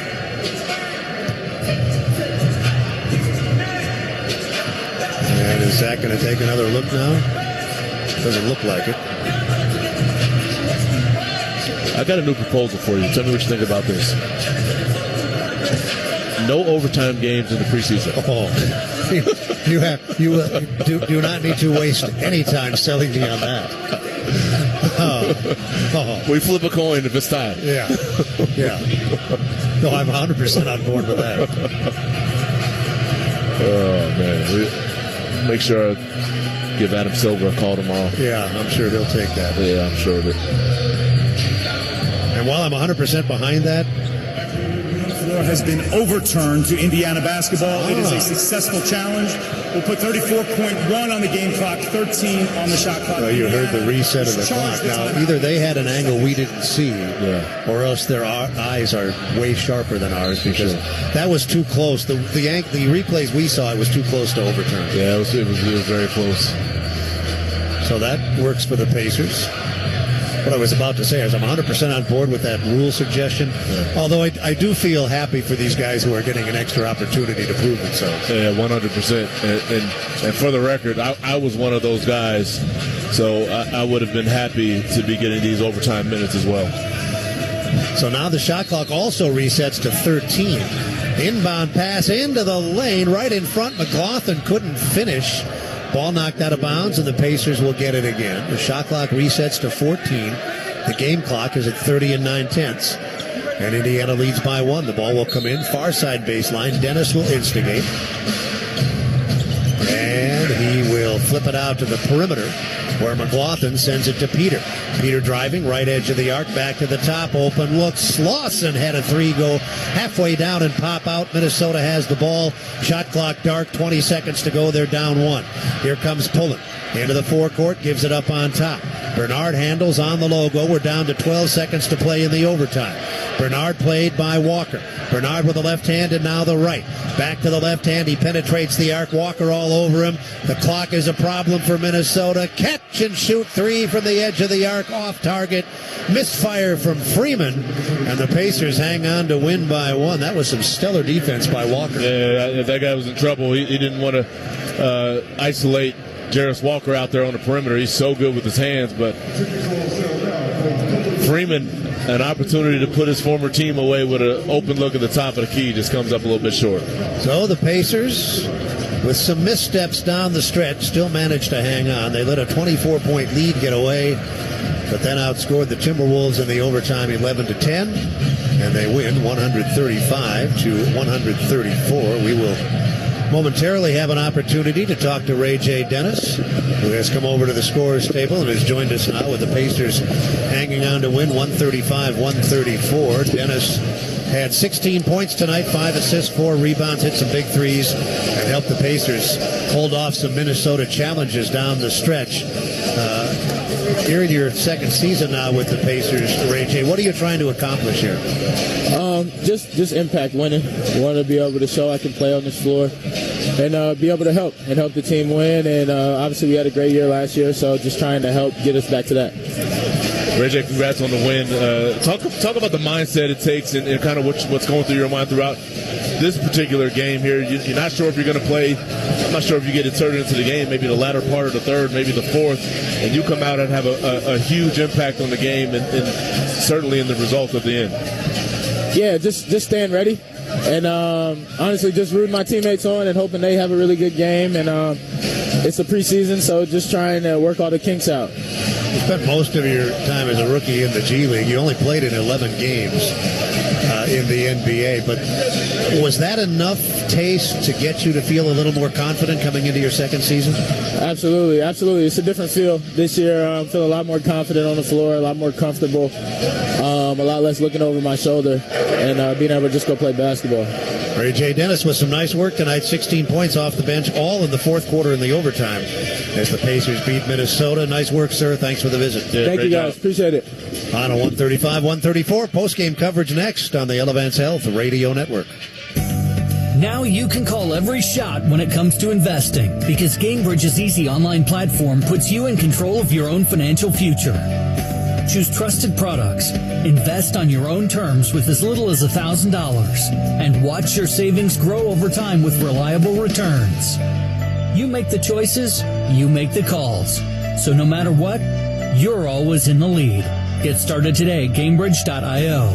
Gainbridge is an official partner of the Indiana Pacers. In Indiana, we grow basketball and soybeans. Just like the first bushel baskets used to create the game of basketball, we are growing bushels of beans all across the state, which help drive the Indiana economy, create sustainable products, and of course create a sustainable source of food. Meet the people behind the family farms across the state at indianasoybean.com. This message was funded by Indiana's soybean farmers and their checkoff. Pacers fans, did you know that nationwide, 82% of 8th graders from low-income families are not proficient in math? Failing a math class in middle school is a key indicator for dropping out of high school, a challenging scenario which limits financial and social outcomes for most young people. That's why the Indiana Pacers and Eli Lilly and Company Foundation have partnered to bring NBA Math Hoops to any school or after-school program in the Indianapolis area. NBA Math Hoops is a fun, engaging board game that teaches kids fundamental math and social skills. Email foundation@pacers.com for more information. At Kroger, you never compromise. You get high quality and low prices. Like you never compromise your meal with our spring salad mix, guaranteed fresh. And you never compromise your budget with low prices in every aisle. And you never compromise your appetite with our golden brown bread that's baked fresh in store. And you never compromise your wallet with our low prices. Kroger shoppers never compromise. Kroger, fresh for everyone. Our sideline, Neesmith lets it fly. This has been Indiana Pacers basketball.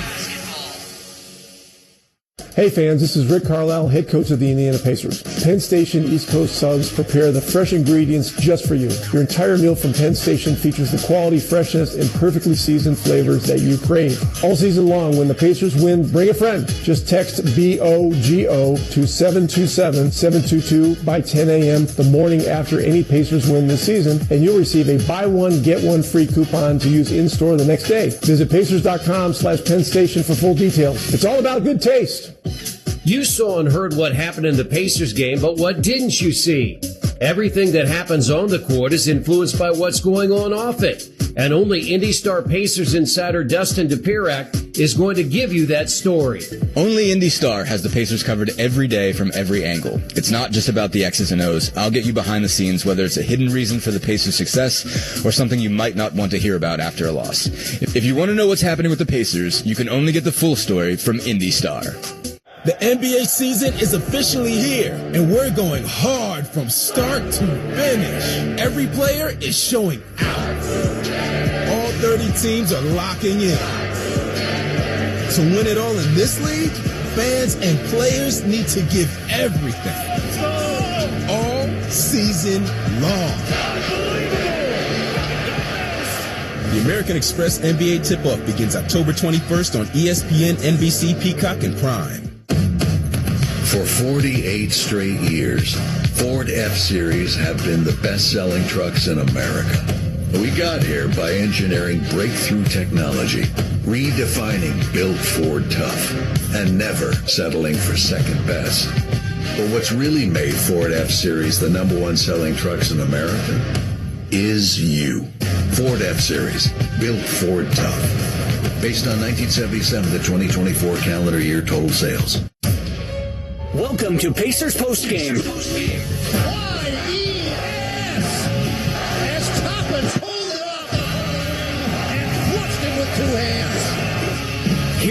And the voice of the Pacers, Mark Boyle. Pacers win the preseason opener in overtime. Details to follow, but first 10 seconds, network station identification. This is the Elevance Health Radio Network. This is the exclusive radio home of the Indiana Pacers. WIBC HD2, W298BB, WIBC HD3, W228CX, Indianapolis. Pacers win the opener in the preseason, 135-134 over Minnesota here in Minneapolis. With Eddie Gill, I'm Mark Boyle. We'll talk more in depth when we come back on the Elevance Health Radio Network. Experience the Midwest's newest fine dining destination, Commission Row. A menu includes the best locally sourced steaks, chops, seafood, and raw bar offerings. Created by Pacers Sports and Entertainment in partnership with Cunningham Restaurant Group.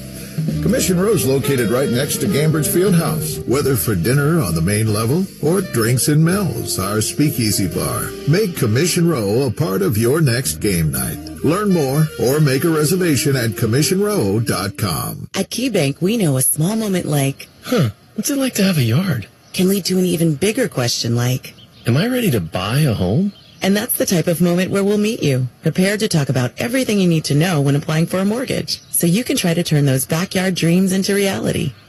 Paul? Yes? Question. Are you a hammock person? You know, I think I might be. For every financial need, we'll meet you in the moment. KeyBank opens doors. NMLS 399797, Equal Housing Lender. If you want a tire shop that doesn't feel like your ordinary tire shop, then you need to meet Tire Man. Bell Tire. Good point, Tire Man. Tire Man works at Bell Tire. He's part tire, part man, all heart. Bell Tire. Right, Tire Man. We repair flats for free at Bell Tire. And as Tire Man just said, we actually care about our customers. We're not your ordinary tire shop because we're changing tires. Bell Tire. Discover a career with Upward Mobility.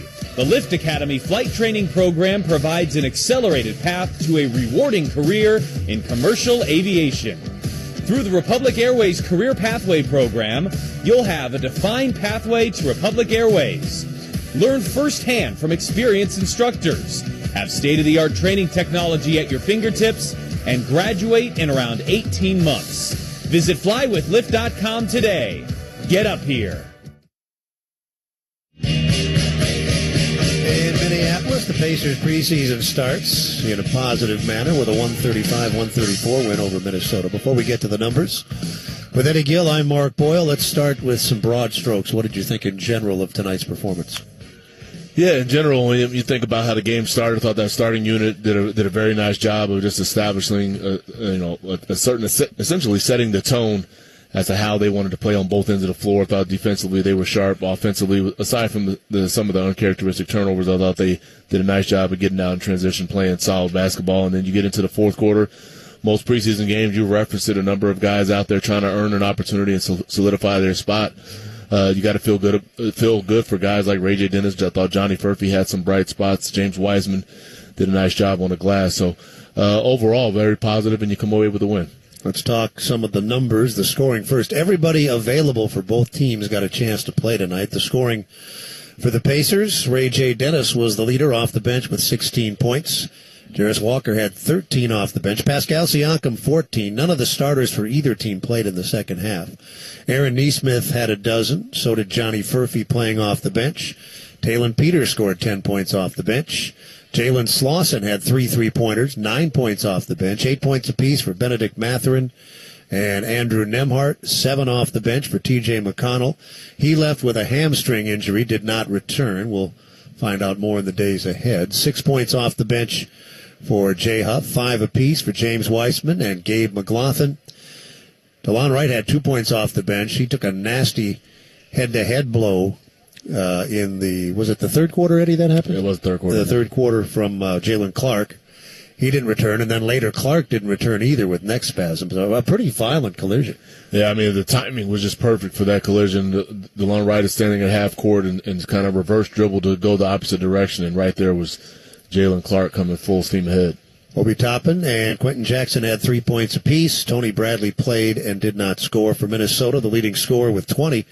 Off the bench, Johnny Juzang, quite a clinic from three-point range. He was 6 of 8 from out there. Yeah, wasted little time checking into the game, getting straight to it with the three-point shot. And hit some tough ones to help the Timberwolves get back into the game. Anthony Edwards had 17, Julius Randle 14, and Naz Reid 10. They all three started. 11 off the bench for Bones Highland, who didn't play until later in the game. 9 points off the bench for Tristan Newton, who spent a minute or two with the Pacers. Terrence Shannon Jr. had 9 points off of their bench. And so did another former Pacer, Alize Johnson. Jules Bernard with 9 points off the bench. Rudy Gobert scored 5 points, 3 points apiece for Dante DiVincenzo and Rob Dillingham off the bench. The young rookie, Johan Beranger, had 4 points off the bench. Another former Pacer, Enrique Freeman, with 3 points off the bench. Roko Zikarski, a rookie, played off the bench, didn't score. The same for Jalen Clark, who we mentioned left the game after colliding with Delon Wright. Both teams shot 48% from the floor. Both teams were excellent from three-point range. 47% Timberwolves, 44% Pacers. Pacers outscored Minnesota by 9 from out there. Pacers shot the ball better from the line, but Minnesota got there more often. Pacers 81%, Wolves 76%. Minnesota, though, outscored Indiana 31-25. Pacers out-rebound the Timberwolves by 8. It's a preseason game. A lot of guys playing that we talked about probably won't be playing when the games count, so difficult to draw any conclusions. But based on the problems the Pacers have had in this area, it's at least encouraging. No, I would definitely say it's encouraging. There's a different mindset. You see a lot of guys going to the offensive glass, certainly, and definitely a much concerted effort to make sure you box out and rebound defensively. No surprise that turnovers played a role. It's the preseason opener for the Pacers, the second preseason game for the Timberwolves. 24 Indiana turnovers, 21 Minnesota turnovers, and the Pacers outscored the Wolves off of those turnovers 30-22.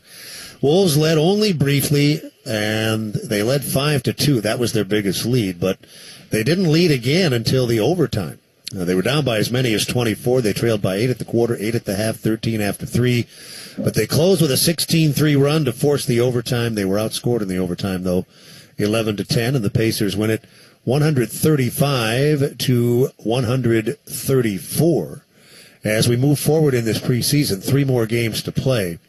What do you think Rick Carlisle will do in terms of gradually working his way toward that last preseason game where we might see more of a something in terms of rotation that would resemble the regular season? Yeah, I actually think that even as you get into the early part of the regular season, there may be some evolution of what that rotation may look like, but certainly wants to try to figure out a rotation in which you can stick with, has some predictability. But over the last couple seasons, we've seen Rick Carlisle and this team as a whole rely heavily on the depth. Pacers win the preseason opener in overtime, 135-134. We'll check the scoreboard when we come back on the Elevance Health Radio Network. Hey fans, this is Rick Carlisle, head coach of the Indiana Pacers. What meal goes best with Pacers basketball? A Philly cheesesteak sub right off the grill and fresh out of the oven from Penn Station East Coast Subs. All season long, when the Pacers win, bring a friend. Just text BOGO to 727-722 by 10 a.m. the morning after any Pacers win this season, and you'll receive a buy one, get one free coupon to use in-store the next day. Visit Pacers.com/Penn Station for full details. It's all about good taste.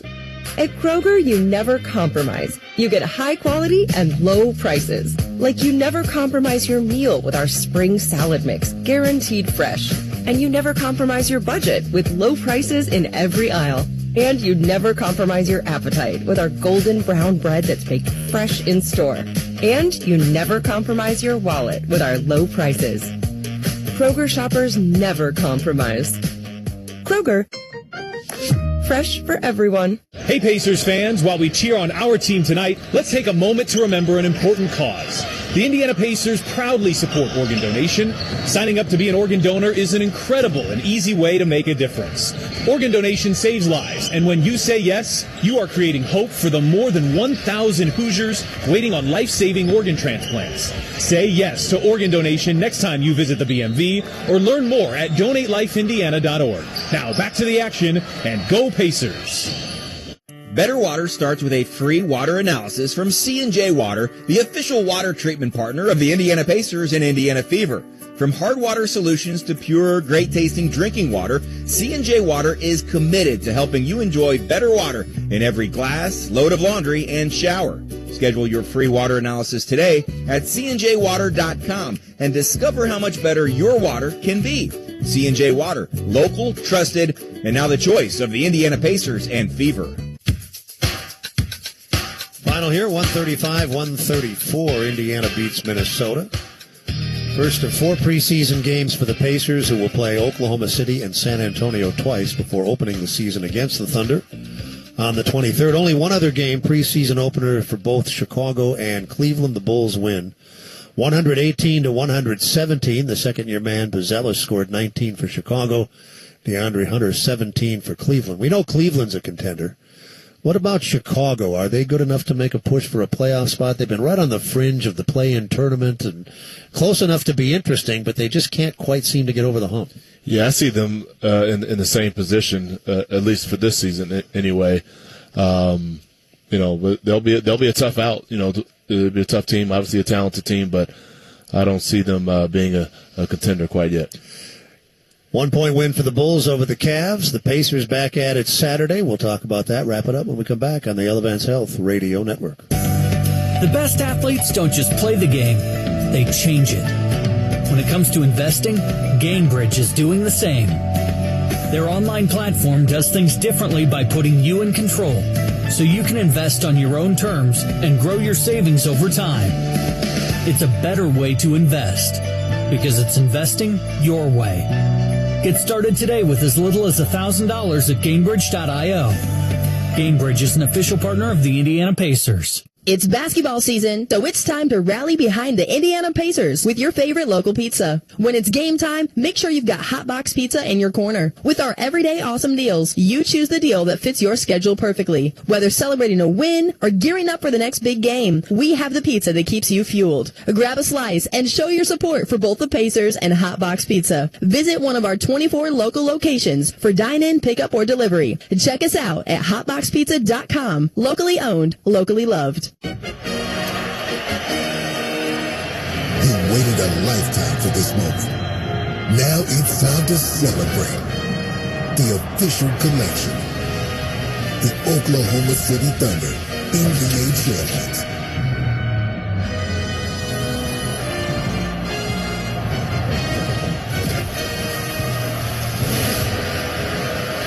Available now at NBA Store. A Fanatics experience. Pacers fans, did you know that nationwide, 82% of 8th graders from low-income families are not proficient in math? Failing a math class in middle school is a key indicator for dropping out of high school, a challenging scenario which limits financial and social outcomes for most young people. That's why the Indiana Pacers and Eli Lilly and Company Foundation have partnered to bring NBA Math Hoops to any school or after-school program in the Indianapolis area. NBA Math Hoops is a fun, engaging board game that teaches kids fundamental math and social skills. Email foundation@pacers.com for more information. Pacers winners, overtime. First preseason game, 135-134 over Minnesota. Oklahoma City comes to town Saturday. We saw them in the NBA Finals back in June. They won 4-3. The second youngest team ever to win the championship, and almost literally bringing their team back intact. Their top 13 scorers are all back, so they're going to make another run. Now, obviously, they're far from unbeatable, but I would think they stand a good chance to repeat. I do too. I mean, I would have them as the favorite to win it this season. Man, there's a tough team. I thoroughly enjoyed those finals for several reasons, but both teams obviously played really well, and they're well coached. They play as hard as any team out there, and they got to start at SGA. That's that will be the first of their 2 visits. This is a preseason game, and then the regular season opener. The Thunder come in on the 23rd. Our coverage starts with Pacers pregame at 6:30 on Saturday. The play-by-play at 7. Tonight's final score, 135-134. Indiana takes Minnesota in overtime. For all who contributed, I'm Mark Boyle. It's been a pleasure and a privilege. We hope to see you again either at the Fieldhouse on Saturday, or if you can't make it, we hope you join us here starting at 6:30. You've been listening to Pacers basketball on the Elevance Health Radio Network. You've been listening to Pacers Postgame. I don't even know what I would say. Our All right. So Wembanyama, however, did have a very productive and turnover filled apparently, but a very productive 16 minutes. Before we move on, I just want to shout out something that happened in that game. The Spurs were hosted in the Guangzhou Long Lions from the Chinese Basketball Association. And they have a handful of Americans on the team, including Frank the Tank Kaminsky and, Tim Frazier, who he played with the Nets. He had guard. Cups of coffee. He played a bunch of places, Rockets, a lot of places. But anyway, Victor Oladipo making a career comeback attempt is on the Guangzhou Long Lions. Wow, really? I did not know that. And yes, you were busy at Fort Worth tonight. He came out and basically tried to put on a showcase of like, I can still play. He hasn't played in almost 3 years in the NBA. Mm-hmm. Still not in the NBA. I know that he was working out all last year trying to hook on with the team. And I know that over the off season, he had at least 1 or 2 workouts. He had 20 points in 29 minutes in this game. He was 1 of 8 on threes and 8 of 19 overall. Wearing number 52? How does he get number 52? I'm sure there's a story there.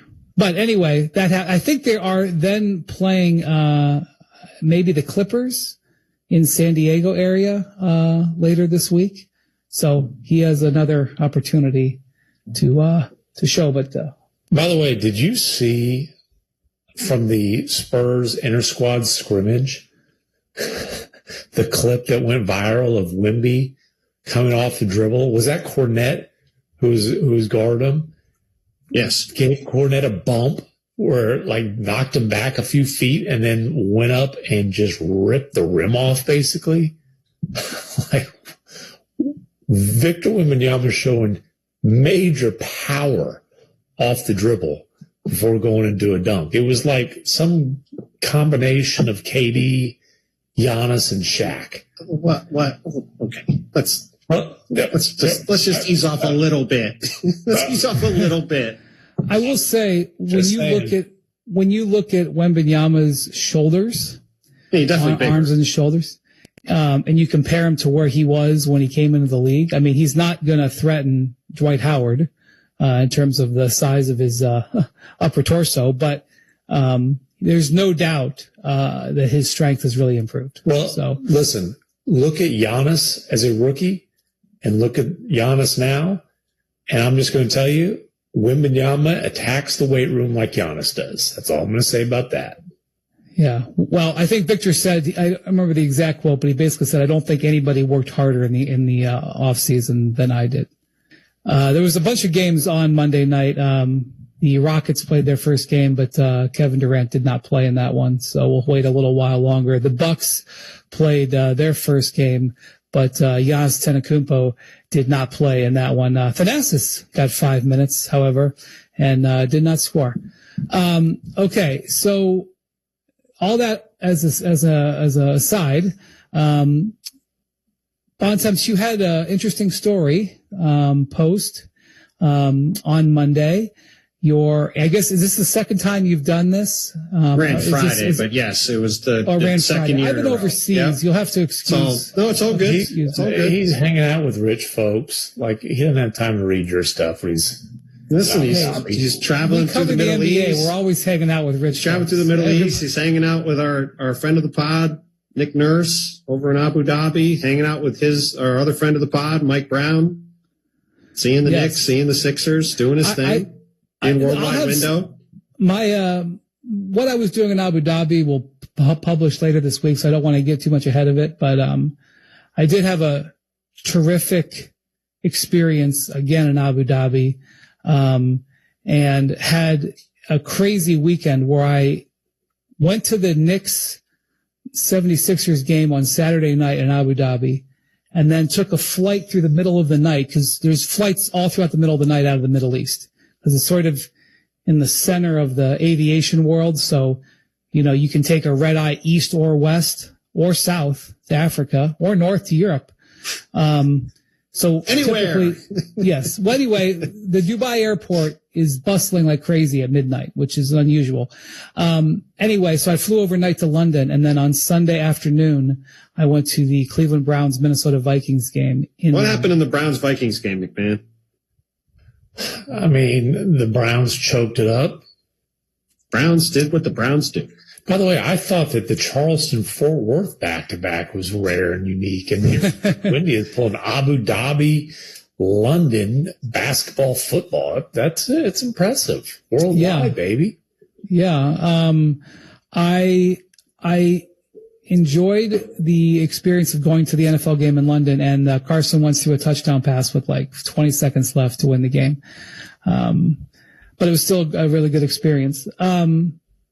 Anyway, I would say that my takeaway, the Sixers were missing like 6 guys. My takeaway from the Sixers is that VJ Edgecombe is going to create a ton of highlights this year. This guy is an absolutely electric athlete. And I know that if you study college basketball or you were a fan of Baylor, you would probably say, yeah, no duh. You just now, but this is the first time I saw him play live, and he made a series of plays offensively and defensively. He had a driving dunk that was probably the highlight of both games altogether. He also had a block shot where he just exploded from behind the play and swatted it like 30 feet. So I think he is going to be just very, very interesting to just physically watch play. He reminds me of a young Victor Oladipo, to bring up from earlier in the pod. Like, I don't know if that's exactly who he is. Maybe he's more of a Donovan Mitchell type, or Victor. I mean, he's got a chance to be that kind of a dynamic athlete. I think he's taller than both Victor and Donovan. I think he's definitely taller than Donovan. He's 6'4". And this is just reality for me. I don't watch college basketball, and during the draft process, we're covering the playoffs. So I really do learn about these guys when I see them in the NBA. And so when I got to meet VJ and watch him up close, I was surprised at how big he is. Mm-hmm. He's bigger than I thought he was. I saw him play more for Bahamas when they played in that Olympic qualifying tournament. I was watching that. I was very interested in that. And they didn't end up making it, but they got really close. And again, that was a team that had DeAndre Ayton, Buddy Hield, Eric Gordon. And there were a lot of times he was the best player on the floor for the Bahamas. Yep. And when he was going into college, 18 years old. More Hoop Collective podcast after this. The NFL on ESPN Radio. These guys are not the same old Jets. They're starting to understand exactly how to win. Week to week, team to team. The ball comes out.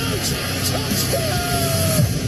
I just want to feel this moment. The NFL lives here. ESPN Radio. How are you? My name's Scott Van Pelt, host of SV Pod, along with my partner in crime, Stanford Steve. What do we talk about mostly on the podcast, Steve? Sports. Some. Parenting. I feel like that comes up a lot. I feel like most recently I've needed some help because I feel like my shortcomings there are evident. It's life stuff, relatable content. It's fun. It's just two bald-headed goons just talking about nonsense a lot in a crowded podcast space. There's that one. We're here. Here we are. Evan, Kenzie, and Michelle are unsportsmanlike. Remember the way that we used to characterize Josh Allen? Because for every time that he would put his team in position to win, there would be that costly mistake. And I'm wondering if we're still seeing the maturation process of Trevor Lawrence. Yes, there's moments where we are so frustrated with him, but there's also moments that we're seeing from him this season that historically we haven't seen that consistently. So maybe he has turned a corner. Unsportsmanlike. Weekday morning starting at 6 Eastern on ESPN Radio and on ESPN2. Every 40 seconds, a child is reported missing.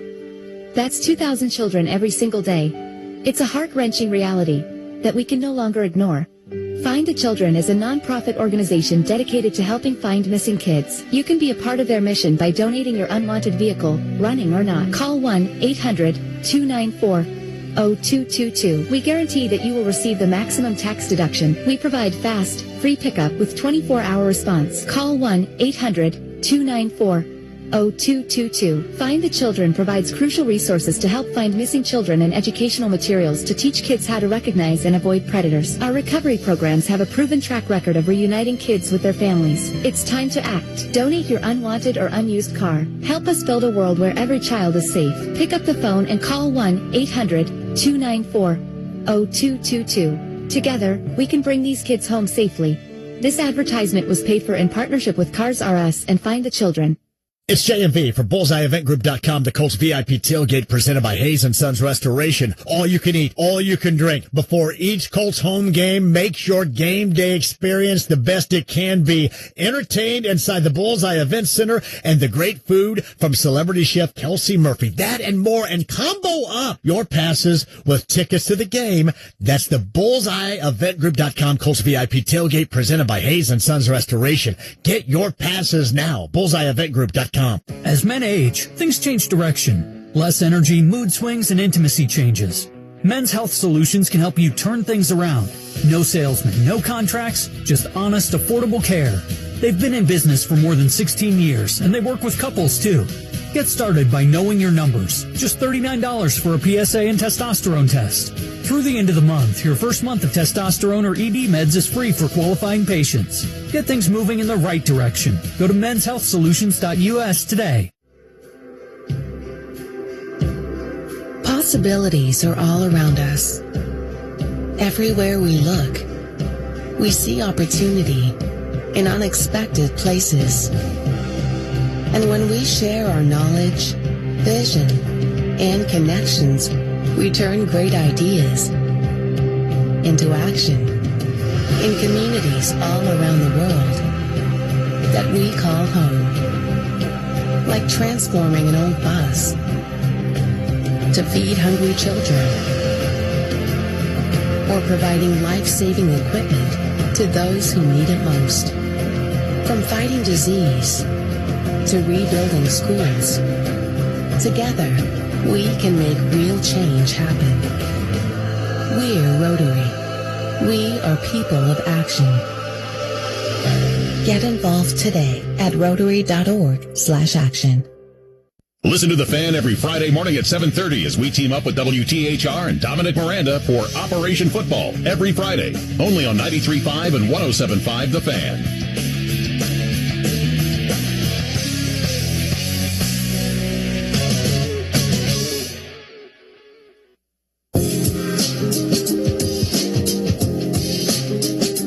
As for the Knicks, they were playing like 17 or 18 players, Mike Brown was, and they didn't play any of their starters in the second half of those games. So I didn't get as much of a look at them, but what I will say is obviously if you've even been loosely following them, they are determined to play more up-tempo as a team this year. And I will just tell you that the player that I can identify, I would say my biggest takeaway from the Knicks is that Mikal Bridges is going to benefit if they stick to this up-tempo offense, because Bridges is dedicating himself to get out ahead of the play.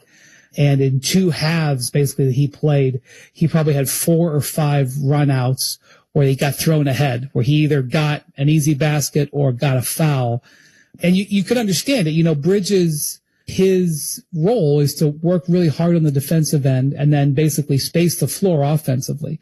When he was in Brooklyn, he played more of a slasher role. It wasn't super effective. He would put up higher scoring nights, but that really isn't his game on a high level. And this is obviously introducing them where they're like, Mikal, if you are willing to run the floor, which, you know, he's in tremendous condition, you can get some easy baskets. He's embracing that, and Brunson's looking for him. You know, Brunson gets the ball and he's looking for him. So I would say, Bridges, I think it fits him. The other thing is, Mitch Robinson, who I would say, is got an edge right now to be the Knicks' 5th starter. He was rebounding like a maniac. In the one game he had 16 boards in 18 minutes. So anyway, that's my takeaways from the basketball in Abu Dhabi. A lot else was going on. Hey, we've all covered a lot of training camps, preseasons. Either of you guys ever remember a coach saying, hey, we really want to slow down the pace this season? That would be amazing, wouldn't it? Would be a first. Slow down. No, I obviously, you know, that's the thing. Like, and I I talked to Mike Brown about this. He wants to play. This is a Greg Popovich thing. It's obviously something that's, but, and something that he did in Sacramento, but he wants to play 0.5 offense, which is when you get the ball, you decide in 0.5 seconds whether you're going to pass or shoot or drive. You basically do something. Don't do just something immediately. Don't hold the ball. I joked with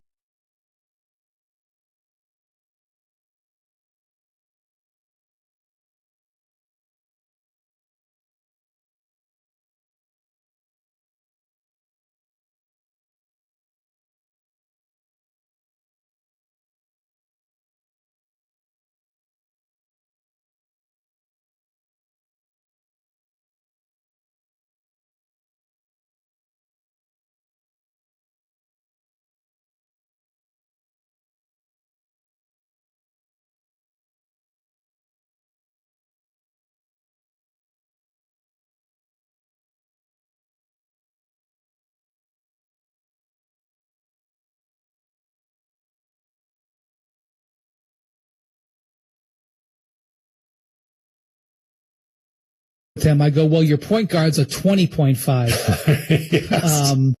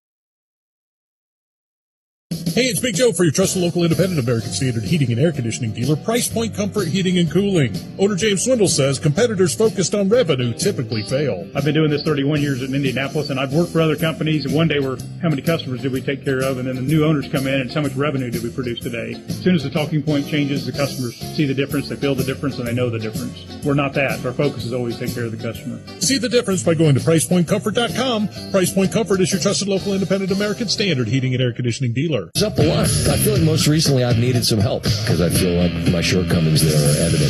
It's life stuff, relatable content. It's fun. It's just two bald-headed goons just talking about nonsense a lot. In a crowded podcast space, there's that one. We're here. Here we are. Evan, Canty, and Michelle are unsportsmanlike.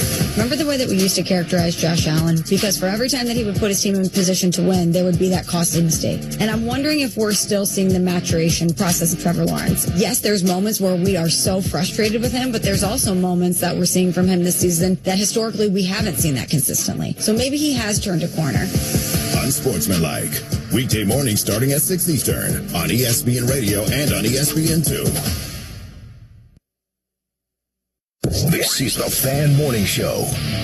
The Colts are on the top of the leaderboard in the AFC. They were historically good. Right. On both again, absolutely. The Colts absolutely own the red zone. 6 of 6. You can say, okay, well, the 3 teams they've blown out are not good. I believe they have a combined record of 3-12. But what do you do to not good teams? You beat them into the ground. You beat them into a pulp. It's the Fan Morning Show. Weekday mornings on Sports Radio 93.5 and 107.5 The Fan. College football coverage this Saturday on The Fan is brought to you by Family Heating and Air, your trusted independent American Standard heating and air conditioning dealer in Indianapolis. 1 second I'm on my bike, next second I see this car coming at me. And I broke my left ankle in 3 places. I decided to call Hensley. I realized Hensley was impressive first time I spoke with my attorney. They just kind of took that burden off my back. It happens.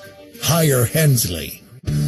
107.5 The Fan and Franciscan Health present Good for the Heart Fridays. Listen to Jake Query every Friday to hear a heartwarming story from our local community. Jake knows firsthand the importance of heart health. Jake and The Fan have teamed up with Franciscan Health to make a difference, one beat at a time. Good for the Heart Fridays, brought to you by Franciscan Health Heart Center. Learn proactive measures to keep your heart healthy and schedule your heart scan at franciscanhealth.org/screening bundles. Fire up your Sunday at the Colts Ultimate Tailgate with The Fan. We're taking over the Slippery Noodle this Sunday at 9:30 a.m. Think ice cold drink specials, tailgate games, prizes, and all the pregame energy you need before kickoff. Don't miss the party every Colts fan wants to be a part of. Details at 1075thefan.com. To protect his family from disaster, Steve used his camera phone. Done. By taking pictures of his important documents, Steve can always have them stored online. Learn more simple disaster prep tips at ready.gov. A message from FEMA and the Ad Council. The Indianapolis Public Library. More than just books. Visit your local branch today. On the battlefield, there's a saying America's military men and women live by. Never leave a fallen warrior behind. Ever. Off the battlefield, Wounded Warrior Project operates with the same goal. We leave no warrior behind. Wounded Warrior Project is a non-profit organization created to help armed men and women returning home with the scars of war. Whether those scars are physical or mental, we're here to make sure that they heal.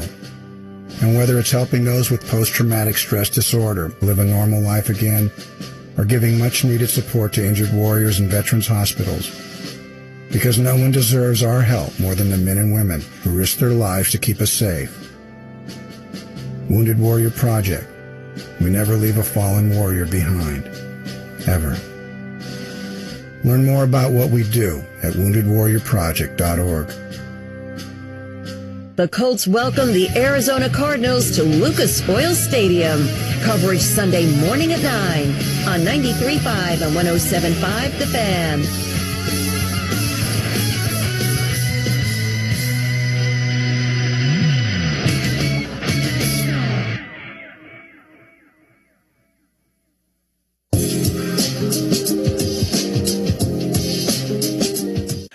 Okay, the influential list. Yes. Mike Brown is on it. He is. Cavs corner was originally going to be on the list. And Donovan Mitchell. was going to be on the list because it's a huge year for Donovan Mitchell. Like the Knicks. The Browns fans who wanted to distract themselves from the Browns 1-4 record were all asking me about Evan Mobley. Evan Mobley didn't make the list either, McMahon. Well, if Donovan Mitchell was going to make